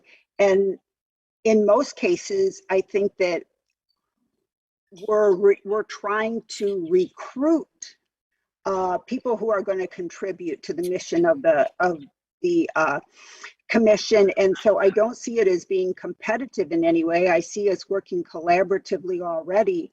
And I think that it would add more transparency. I mean, it's going to be more work for the commissions, but that's what the Environmental Commission is doing right now. And bringing that information to the mayor, I think it would be a two-way conversation, and possibly the mayor would know something about an individual that we didn't know. And so that would allow us to withdraw that name before it became public. But I will be supporting the amendment. Councilmember Radina. Thank you, Mayor. I guess I am still maybe a little confused about the process we're trying to create, because this commission is appointed slightly differently than ICPOC would be. And so ICPOC, the mayor, does not nominate the candidates. Those are nominated by the council liaisons. And we did include the language, and largely around ensuring that they maintain independence, that those recommendations should have the recommendation of ICPOC. And the reason we talked through that to answer some earlier questions with attorneys, we essentially got to the point where there could be a stalemate, right? Like that none of the names coming forward would get the recommendation of ICPOC, and none of the folks who were recommended by ICPOC were deemed acceptable by the liaisons for appointment, and you could be at a standstill, which is a challenge that hopefully will not exist, but could. In this one, I guess I'm trying to figure out, because this has a process by which the liaisons and the commission is involved in reviewing applications and providing recommendations. Would the mayor still make the appointment and council still approve that appointment? Is that, am I reading, Mr. Post, am I reading correctly that is how that process would still play out? Yes, but I think that the fact that people are having issues with the language is in part because I think with the as I understand it, by adding the term initially, and I understand why that was done, because then it describes this process. But in doing that, the question that could come up for some people is, well, that first sentence is just the initial appointment, and then there's a recommendation process, and also the commission has to recommend. I think there's really three parts to this. One is subsequently there'll be this group that reviews the applications after people are recommended by the commission. Though, it's the recommendation by the commission, review by this group, and then it goes to obviously to the mayor for appointment and approval. But I think that to clarify it, even though it would be redundant, I think it would be, I'm looking at ways right now to rewrite it a little bit, that in combining the two sentences and then making it more clear, because the term initially could make it seem that only the initial appointment is through the one process, and that I think is what you're getting at, Councilmember Radina. Is that? Yes, and I think, I still am not sure. I actually am supportive of really all of our commissions providing recommendations on. It sounds like that's a process that already plays out.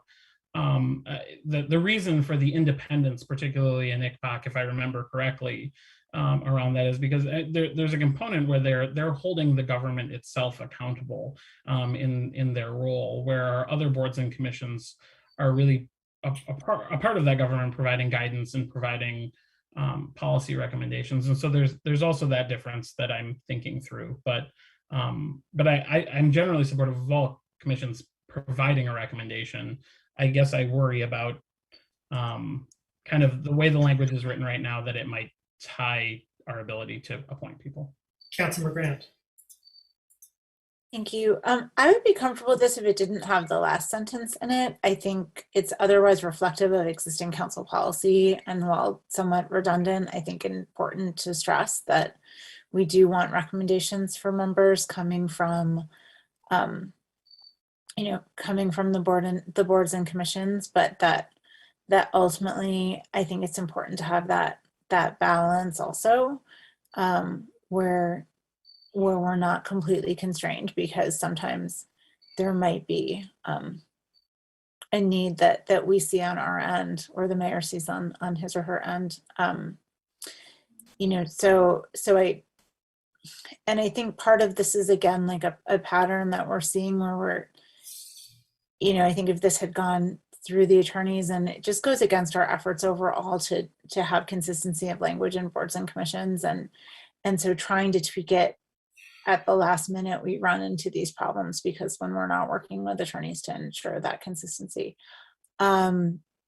So I can't support it as it is. If the last sentence was removed and it was just that reiterating our existing council policy that came from Councilmember Nelson, I think it's an excellent one, that we have a process in each board and commission that, that they make recommendations.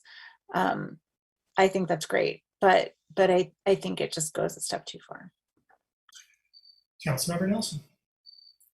I just want to clarify for the benefit of people who were not here in 2020.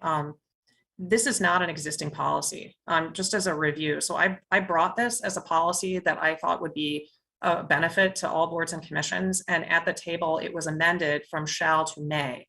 So with the situation now, I know that I was able to facilitate this process of recommendation at the Human Rights Commission, and they were very surprised that it existed. They didn't actually know. So this is not a policy particularly that exists. It's a potential policy that was implemented as an option. But it, like I said, at the table, it was amended because there was concern that it was not necessarily a good policy for every board or commission to review applications and make a recommendation. And if I remember our discussion from 2020 correctly, there were concerns that it might cause friction, that if the commission wanted somebody different than who the mayor wanted to appoint, that was a conflict that we didn't want to accidentally trigger. And I guess what I am saying for the purpose of the Renters Commission is that is a conflict that I am willing to trigger. And I appreciate the distinction between this commission and ICPOC. However, there's a pretty fuzzy line between the power structure of government and the power structure of property ownership. I mean, we're talking about a commission that's going up against the power structure of property ownership in this town. And is that more or less powerful than the power structure of government? And so that's the parallel that I would like to draw. And I do appreciate that they are not wholly similar. And I don't mean to diminish the very special nature of ICPOC, but I am just suggesting that we borrow elements from it because there is a power dynamic and there's an opportunity here. And I guess I didn't say it quite as clearly as I could have earlier.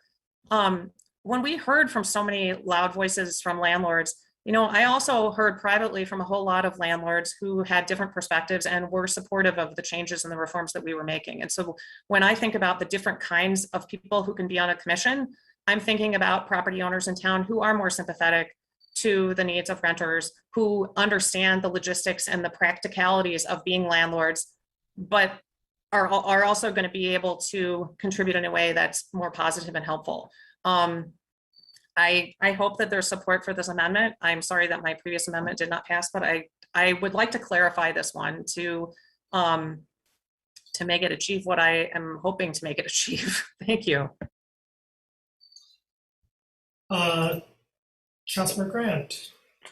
Yeah, that didn't really help. What I think is, part of the reason we have that council policy and it is optional is that some boards and commissions may not want to go through that process, right? There's a lot of variation, and I think we're trying to work on some best practices here and find some compromise, and also just, my goal would be achieving some consistency, and that the more boards and commissions we have that get in the habit of this practice and keeping it consistent, I think that once you get the ball rolling with it and it becomes kind of practice where council liaisons are working with their boards and commissions to help them go through this process. But you could, I just don't think it takes a lot of imagination to see a scenario where a board or commission could potentially go off the rails a little bit and make it so that we would come to a standstill where we just might not get someone that is agreeable to both sides. I guess I'll say, just to couple of things. First off, with respect to the Human Rights Commission, it surprises me that should have been a question. I've been working and have worked for years with the chair and co-chair to suss the commission's needs and to effect appointments that were pleasing to them. So, I feel like that's there and that's in the record. I guess I'd say too, it is, of course, every commission's right. They are fully empowered right now. They require no blessing from us. They are fully empowered to have recruitment efforts, to have evaluation efforts, and to communicate their desires as to members to at least presently me as a nominator, and certainly to council if for some reason they feel like their needs are not being addressed. They have that right now through all channels, so they require no empowerment for the purpose. Finally, it's been suggested that this is going to be the source of diversity. I guess I would say that the diversity of our boards and commissions, that they reflect the full breadth of the community at large, is incredibly important to me personally, and I suspect my predecessor and my successors. And I think that if one looks at the folks, at least for my part, whom I have nominated for various boards and commissions, that you will see that they are that they reflect that value without question. Further discussion of the amendment. Roll call vote, please, starting with me. Mayor Taylor? No. Councilmember Iyer? No. Councilmember Nelson? Yes. Councilmember Briggs? No. Councilmember Amlawi? Yes. Councilmember Hayner? Yes. Councilmember Dish? No. Councilmember Griswold?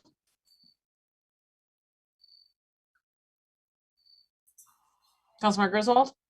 Yes. Councilmember Song? No. Councilmember Grand? No. Councilmember Medina? Yes. Motion fails. Further discussion of the main motion.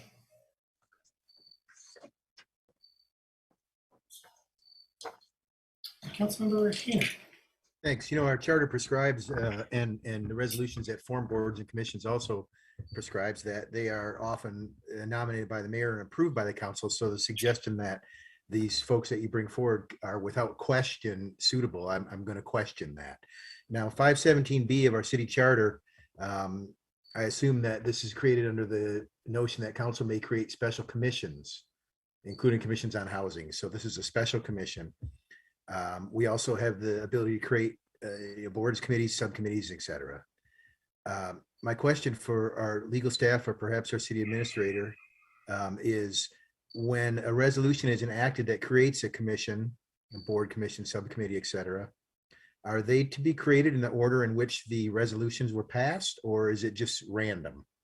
Can we assign priority to the creation of these boards or commissions outside of a date inside of the resolution creating the commission?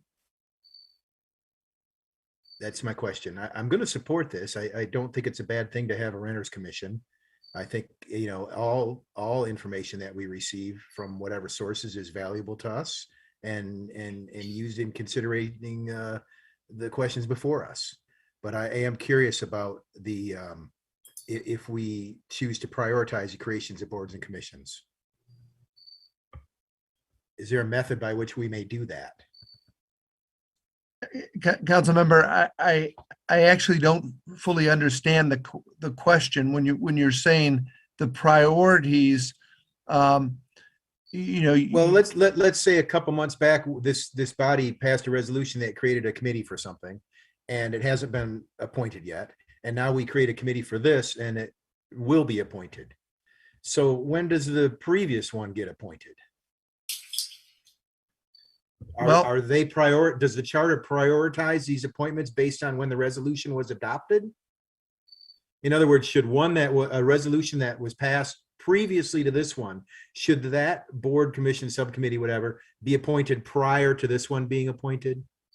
May I ask, Councilmember Hayner, are you referring to the committee that the council created to look at the pursuit of a pilot program? Excellent example. So that in that case, that resolution requires that committee to be put together and a report to be provided by council, I believe, by March. And so I'll defer to Stephen on whether the creation of that body should precede the creation of this one. But by way of example, I would think that the work product of that commission is really the only controlling factor in that resolution in terms of time, and that is due back to the body by March. Yes, I think Mr. Fournier makes an excellent point, because you have a internal pressure in that resolution that you've done. Without that, I think that what you're really saying is if they haven't appointed the other one, can they move on to the next one and do it? And I do not believe that the charter says anything about it. I was just looking through that, but I think that to impose that sort of, they would have to have something specific to impose that sort of order. I would hope you would get to each expeditiously, but you also have provisions that of appointment and approval. And I can see if you do too, you may have something where the first that you have approved, the council doesn't fully approve it, and therefore they would have to do some more. So I do not see anything, and I'll look more clearly, but I don't see that. Thanks. Councilmember Romali. Thank you. As I spoke to earlier, I'm just concerned about the omission of the DEI process in this, and I have sent a simple amendment to Ms. Bozier. If she can pass that around to members, I hope it's non-controversial, but I just want to make sure that it's a part of this resolution. I do believe this is a social justice issue, and one that if we're going to be hiring a DEI coordinator north of six figures, that they be a part of this as well.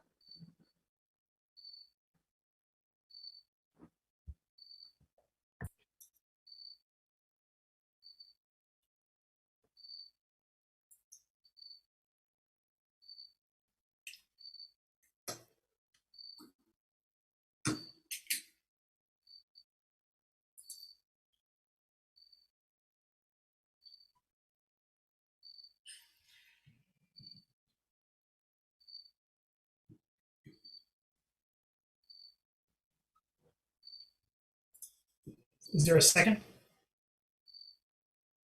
Second by Councilmember Griswold.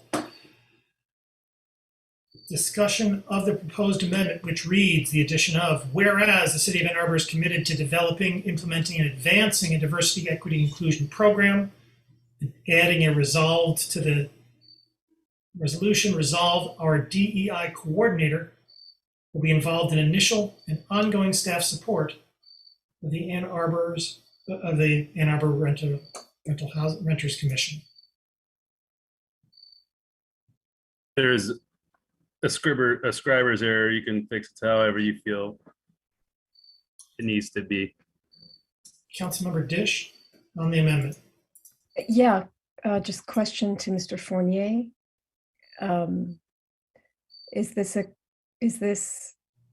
Does this amendment do too much in the sense of commit additional staff time and resources, and also a piece of a DEI coordinator, a busy job already? Does it need to be further specified so that it's clear that that the DEI coordinator is not being asked to staff or attend all the meetings? Well, I would advise generally that the council should probably limit its direction to staff, to the attorney, and to the administrator, and allow the attorney and the administrator to work within their staffs to carry out the directives of council. It might be better to word the amendment so as to direct the administrator to ensure that the work of the Renters Commission as needed is done in collaboration with the city's DEI programming. I think that might achieve the goal. Is that amendment friendly to the body? Could you rephrase that, Mr. Fournier? I'm sorry. I might say the second resolve should direct the city administrator to ensure that the work of the rental commission is done in coordination with the city's DEI program. Is that friendly? Is that amendment to the amendment is friendly to the body? Ms. Boji, are you clear on that? Thank you. Is the amendment thereafter friendly to the body?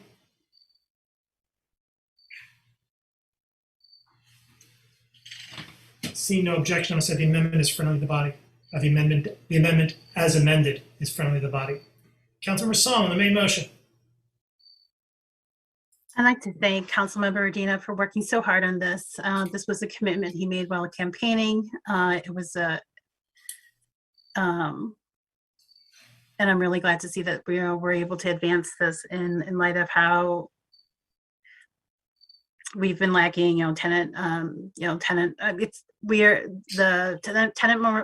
the eviction moratorium has been lifted. There's a lot going on during the pandemic, and folks are still struggling. So, and we've throughout our commissions on the community advisory board with on the Housing and Human Services Board, we always have this question of, do we have renters represented in our work? We've never seemed to struggle to see if we had a landlord in these bodies. So, I'm excited to see what happens next. Thank you to Councilmember Udina and other council members for pulling this forward. Thanks. Councilmember Udina. Thank you. And I just want to, we've had a lot of kind of side conversations and amendments throughout this. So I just kind of want to recenter some of the conversation around why it's so important to move forward with this body. This was a lot of work in collaboration with a lot of community members, but I think we recognize that it's also very much the beginning of this work. The initial co-sponsors and I, and even talked about including things in this like responsibility for updating and maintaining the tenants resources guide that the city puts out, so that renters' eyes are on that rather than just staff eyes and things like that. And there are some additional pieces that need to be worked out. It wasn't as easy as just including that in this resolution, but there are certainly additional things that we could envision this body eventually taking on, particularly as we look toward the future of kind of holding some folks accountable for some of the pieces of this of our renters' rights laws. So I hope that this is kind of the initiation of this body, and that we see it to continue to expand and to grow and to really have relevance in the conversations that we're having at this table. Thanks. Councilman Hayner, I have you as having spoken twice on the main motion. Oh, okay. Yeah, I kind of lost track with the amendments. I wasn't certain. Okay, I'll save it for council comments. Thank you. Further discussion of the main motion? For my part, I am incredibly excited that this is moving forward. I know that, during my tenure, we created the Transportation Commission, and I think it's been a really important part of the conversation that we're having now and will continue to have about safety throughout the community. And I think with the creation of a Renters Commission, that we are, as Councilmember Udina has indicated, going to have the opportunity to have some focus on the needs of renters. There is a substantial and structural power imbalance between renters and landlords. Renters do have interests that are unique to that condition, and it's important that interest have a structured and targeted voice in city government. The creation of a Renters Commission is going to provide a place for that, and I'm really excited about the policy recommendations that they will, in the fullness of time, bring forward, because I think it's going to improve the quality of life in the community. Further discussion? All in favor? Opposed? It is approved.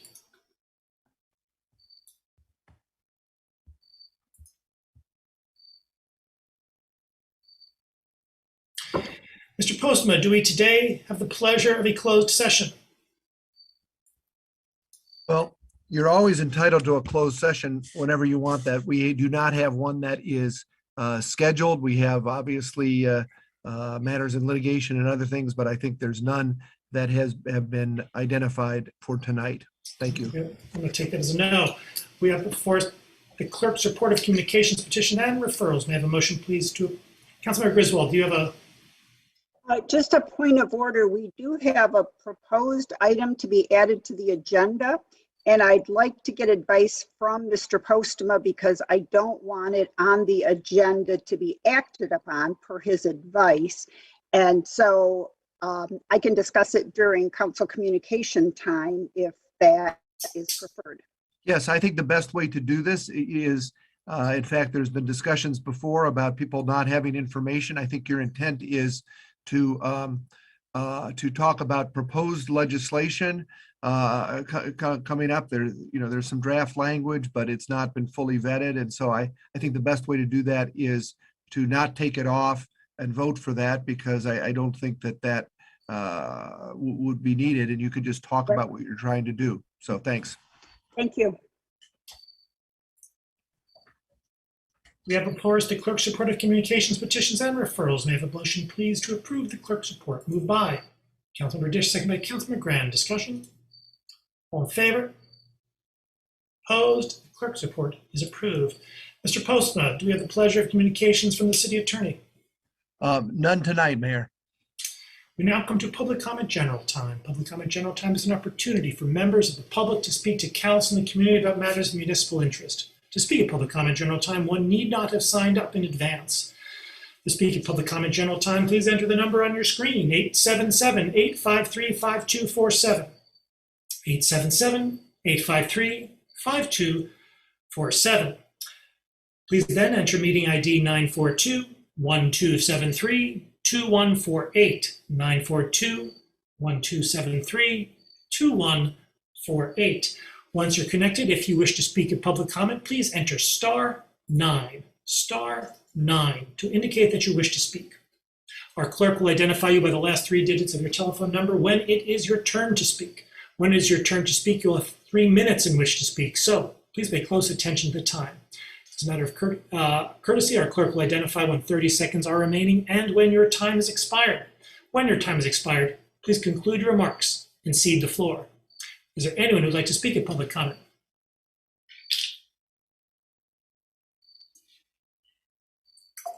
Caller with a phone number ending in 677. Do you have a comment? Go ahead. Hi, this is Michelle Hughes, and you guys made a grave error by putting landlord seats on the Renters Commission, even if they're non-voting seats.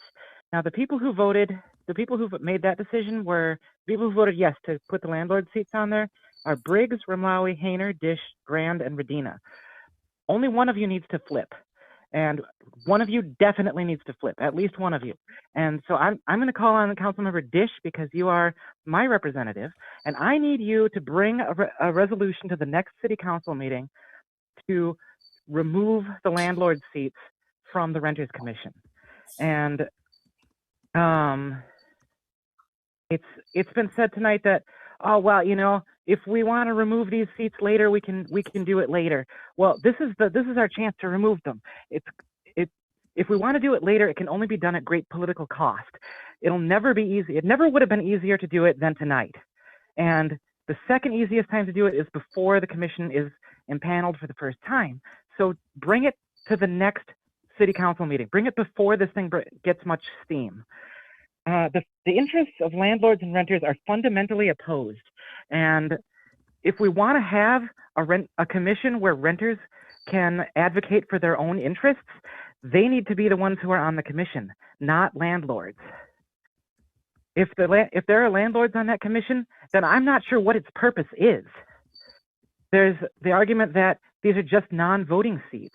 Well, they're still seats. If they weren't important and didn't have some value, then it wouldn't then you guys wouldn't feel like it was important that they exist.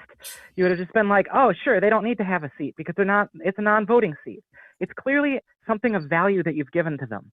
Take it away. They already have so much. Anyone who's on that commission, even in a non-voting capacity, has the ability to set the tone of the discussion and to speak a lot more than a regular person calling in at public comment. If we want to hear from landlords, we will hear from landlords. They'll call in at public comment. They're going to be paid to be there. It's going to be their job. Renters are going to go there, and it's going to be their free time that they're choosing to spend. But the landlord is going to get paid by their business to be there. To the argument that we need to build trust between landlords and renters.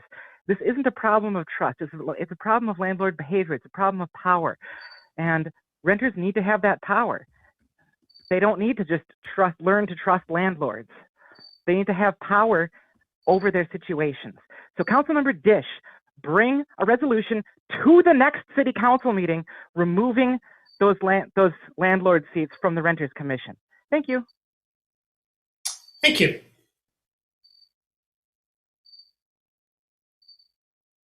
Caller with the phone number ending in 326. Do you have a comment? Go ahead. Hi, this is Jamie McGarrah from Ward 3, and wanted to comment on something from the last meeting and a couple things from this current meeting. From the last meeting, for folks that don't know, I've been doing a science and technology radio show for about 22 years now, more than that. One of the things that I've covered often is municipal power, municipal utilities. I think it was a wise move to take a little bit of time to accurately assess the situation and accurately define the needs moving forward for this.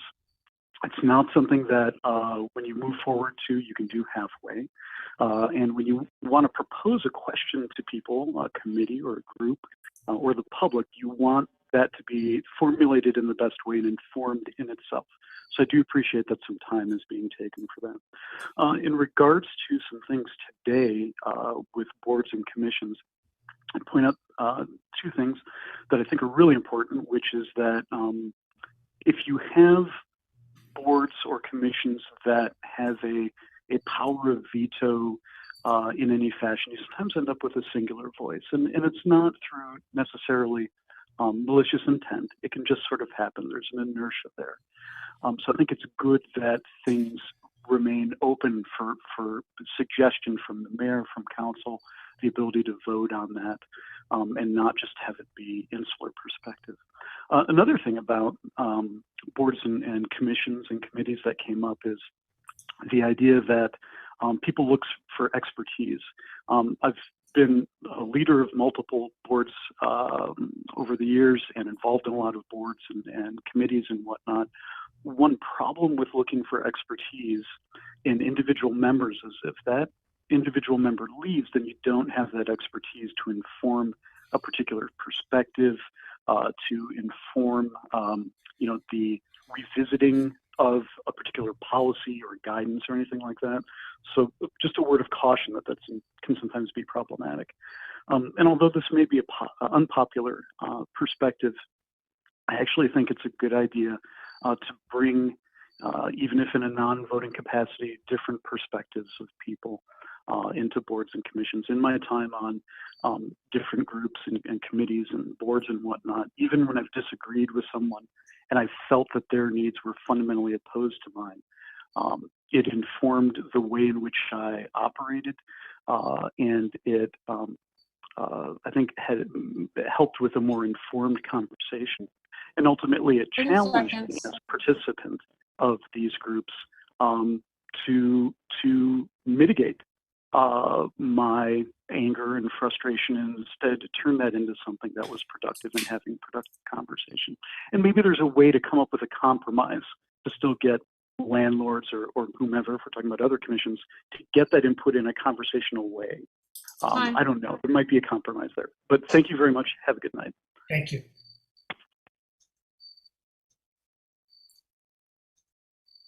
Caller with the phone number ending in 891. Do you have a comment?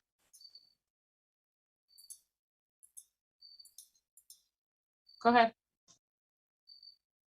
Hi, my name is Edward Vilmetti. I'm in Ward 4. I have a recommendation to the Renters Commission, that they take up as their first action of business review of the city's inspection system. There was a terrible fire in a building on South Main Street just the other night, and I'm very suspicious just looking at the intensity of the fire that any property that could have passed a rental inspection should not have gone up in flames like that. And not knowing any of the circumstances, knowing that the investigation is still underway, I would strongly encourage the Rental Commission to look into the health and safety and welfare of renters by reviewing those sorts of safety issues. Thank you. Thank you.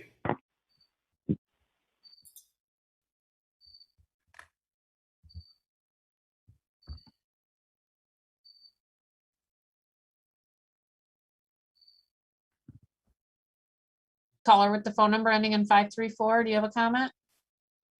Go ahead. Hello, this is Tom Stolberg, and I'm calling from Lower Town, and I am a landlord. I do other realtor functions as well. There's a great movie that was out recently called Oslo, and it's about the Palestinian Liberation Organization and the Israeli government getting together when they hated each other. It's a wonderful movie. I recommend it just for enjoyment, but to also understand how working together, people become human beings to each other. And even if the larger community sees each other at odds, the individuals in that room got to know each other, and they made it work because of that, because they could humanize the other rather than demonize the other. So I want to thank you very much for forming a renters commission. I think it's needed. I think it's important to our city. We do have right around 50%, a little more, of our citizenry as tenants. So I think this is an important thing you've done. And I do think it is important to have landlords at the table, not because landlords don't have other access and ways to bend your ear, but because working together, landlords and tenants together, they will be human beings to each other. And hopefully that will lead to a better solution, better resolutions, and not a lot of, hopefully reduce the anger on some of the issues. And sometimes it's just a matter of informing people of things that you know from your day-to-day business that other people might not understand. So I'm looking forward to it, how this goes. And I really thank you for forming this commission. Have a good night. Thank you.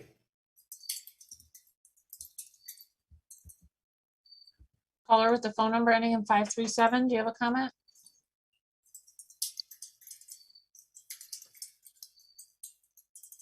Caller 537, press *6 to unmute your phone.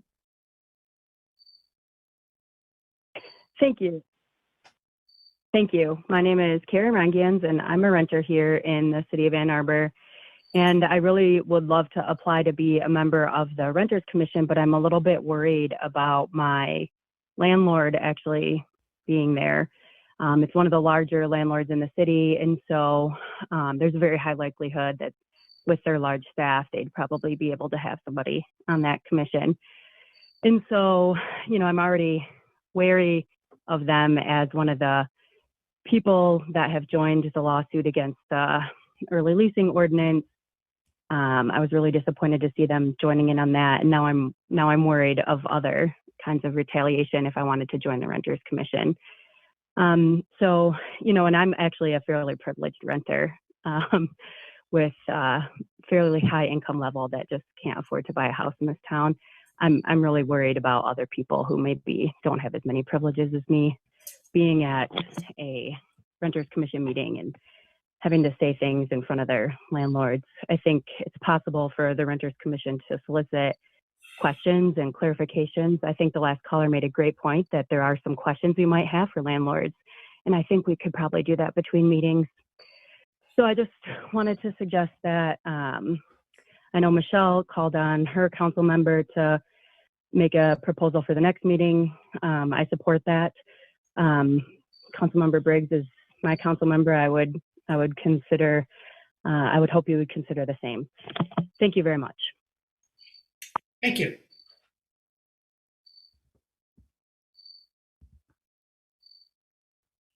Mayor, I don't see any other callers with their hands up.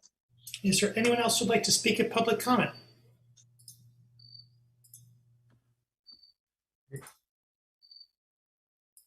Seeing no one, public comment is closed. Are there communications from council? Councilmember Griswold, I think earlier I lowered your hand. I don't know whether I did that prematurely or not. Do you feel like I did so, in which case you'd be first in the queue? If you feel like I did not do so, then, well, you'll come in third and I guess be okay. I'll take my turn. Thank you. The question was, when exactly is your turn? Was it first or third? But I see third, and we'll roll with it. Councilmember Hayden. Well, thanks, Mr. Mayor. You know, I because I lost track of my speaking, there was something that I want to express during our discussion on the Ann Arbor Renters Commission, and that's that 54 in the future projected to be 56 to 60% of our housing is rental. Well, I would hazard a guess that 90% of our business is rental. I know that I have rented over the last 10 years 3 separate properties for my business to have space in. Councilman Ramwali mentioned the same for his. And this rental commission is really, really focused on housing rental. But I would consider that we should urge them or add language, if it is reopened again, to look into business rental as well, because that is a big part of the economy of our city. There's no getting around it. And even the university, of course, rent spaces. And so I'm not saying they need more rights, but what I am suggesting is that we may be narrowly focused when we talk about the rental market as a whole, that a huge portion of our community might not have a voice or might like a voice at that table when it comes to their relationships with their landlords, not to live there, but to rent there. And as we mix more of this up in our community with mixed use and 20-minute neighborhoods and all that, we're going to find more and more that these things come together. And so I hope that the Ann Arbor's Renters Commission takes up the consideration that the vast majority of businesses also rent in our community. I appreciate Ed Vametti calling and his concerns about that house. My understanding, and I haven't seen the report, of course, I'm sure they're going to come up with something. We'll get a chance to look at it. Was that home was under private ownership and there was a hoarding situation, which led to the massive conflagration at that address. And I'm sorry for the homeowner there. My understanding is he got with his life, so at least that's something. And thanks to our folks at AAFD for putting that one down and all the good work they do. Thank you. Councilmember Amlawi. Thank you. There are a few things here. First off, we received many emails from Fifth Warders here tonight during our meeting that they're out of power again. One resident says this is the 5th time this summer that they're out of power. So it really, just a reminder on our feasibility study about municipal power, the urgency of getting to the bottom of that as soon as possible. We have a lot of people who are losing power on a frequent basis in the old West Side and further west. Secondly, solid waste issues in the downtown. I'll be continuing to work with staff and other merchant associations on getting a handle on our collections in the downtown. Still is at an unacceptable level. I also, on the heels of that, speak more on perhaps creating and developing and maintaining a reuse it center of sorts for our community. We're seeing more and more issues because the use it center has closed. And lastly, I will like to bring attention to the meeting that's going to be occurring on Wednesday between 5 and 7, Zoom meeting about 4:15. Meeting ID number is 913-5843-8608, password 943693. That is this Wednesday from 5 to 7 to discuss the 415 site and give a little bit more insight to the public on the process that's underway right now. So many things going on outside of what has been discussed at the table here tonight. Thanks, and I look forward to getting some of these things done in the meantime. Councilmember Councilmember Griswold. I want to thank staff for allowing me to use the proposed item on the agenda feature. That's something new. I think it worked very well in terms of adding transparency. I want to thank Attorney Reiser for his work on the language, as well as the comments that were made on social media. What problem are we trying to solve? The issue is that people who need COVID testing are sometimes being denied testing at the drive-through window unless they're in a vehicle. So we're turning away people that are on bikes or walking. And while it's against corporate policy, individual staff members make decisions. And the problem with that is there's greater risk of discrimination if a person at the window is allowed to make the decision. I have talked to the governor about this. I did that Sunday. The Lieutenant Governor Gilchrist, as well as State Representative Yusuf Rabi. Possibly an action could be taken at the state level. And I realize all the liabilities if you allow anyone to be served at a drive-through window.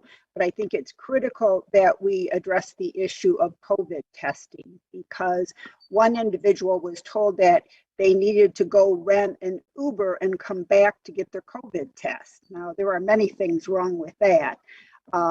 So anyway, hopefully this will continue to be processed and we'll get a solution soon. Thank you. Councilmember Song. I had a really good conversation with our County Health Director, Jimena Lovelock, this afternoon after following up with Commissioners Justin Hodge and Commissioners Katie Scott about, how can folks who might not own a car be able to access COVID testing. And she reassured me that we have a number of walk-in clinics, that are urgent care clinics also that are off bus lines. They're listed on the County Health Department's website. They also show, which ones have parking. She also said to stay tuned for social media postings. The health department is planning on pop-up COVID testing events in the near future, and they would absolutely welcome folks who are coming on all modes of transportation. So if the concern is really on access and testing, there's a little bit of a way to navigate that for you. Also, at-home tests are no longer available. That was provided through a CDC-funded program, but the County Health Department is the best resource if you're looking for COVID assistance. As far as trying to unload your unwanted things, I think many parents here in this group might be familiar with the Buy Nothing groups on Facebook, Salvation Army, Habitat for Humanity, PTO Thrift Shop, and Arbor Thrift Shop. We have ways of being able to move things. Although I have to say, I probably nearly missed getting ticketed after putting a desk on the front lawn just yesterday. So I'm eager to learn a little bit more about this interesting crisis of trying to repurpose our items safely. But I do hope that if we do have a lot of items, there are nonprofits that we love and care for there that can also help us to that end. Thanks. Further communications from council.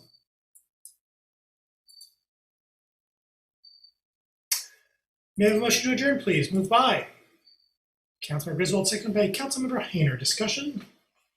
All in favor? All opposed? We are adjourned. Mr. Fournier, Mr. Post, and Ms. Beaudry, thank you so much.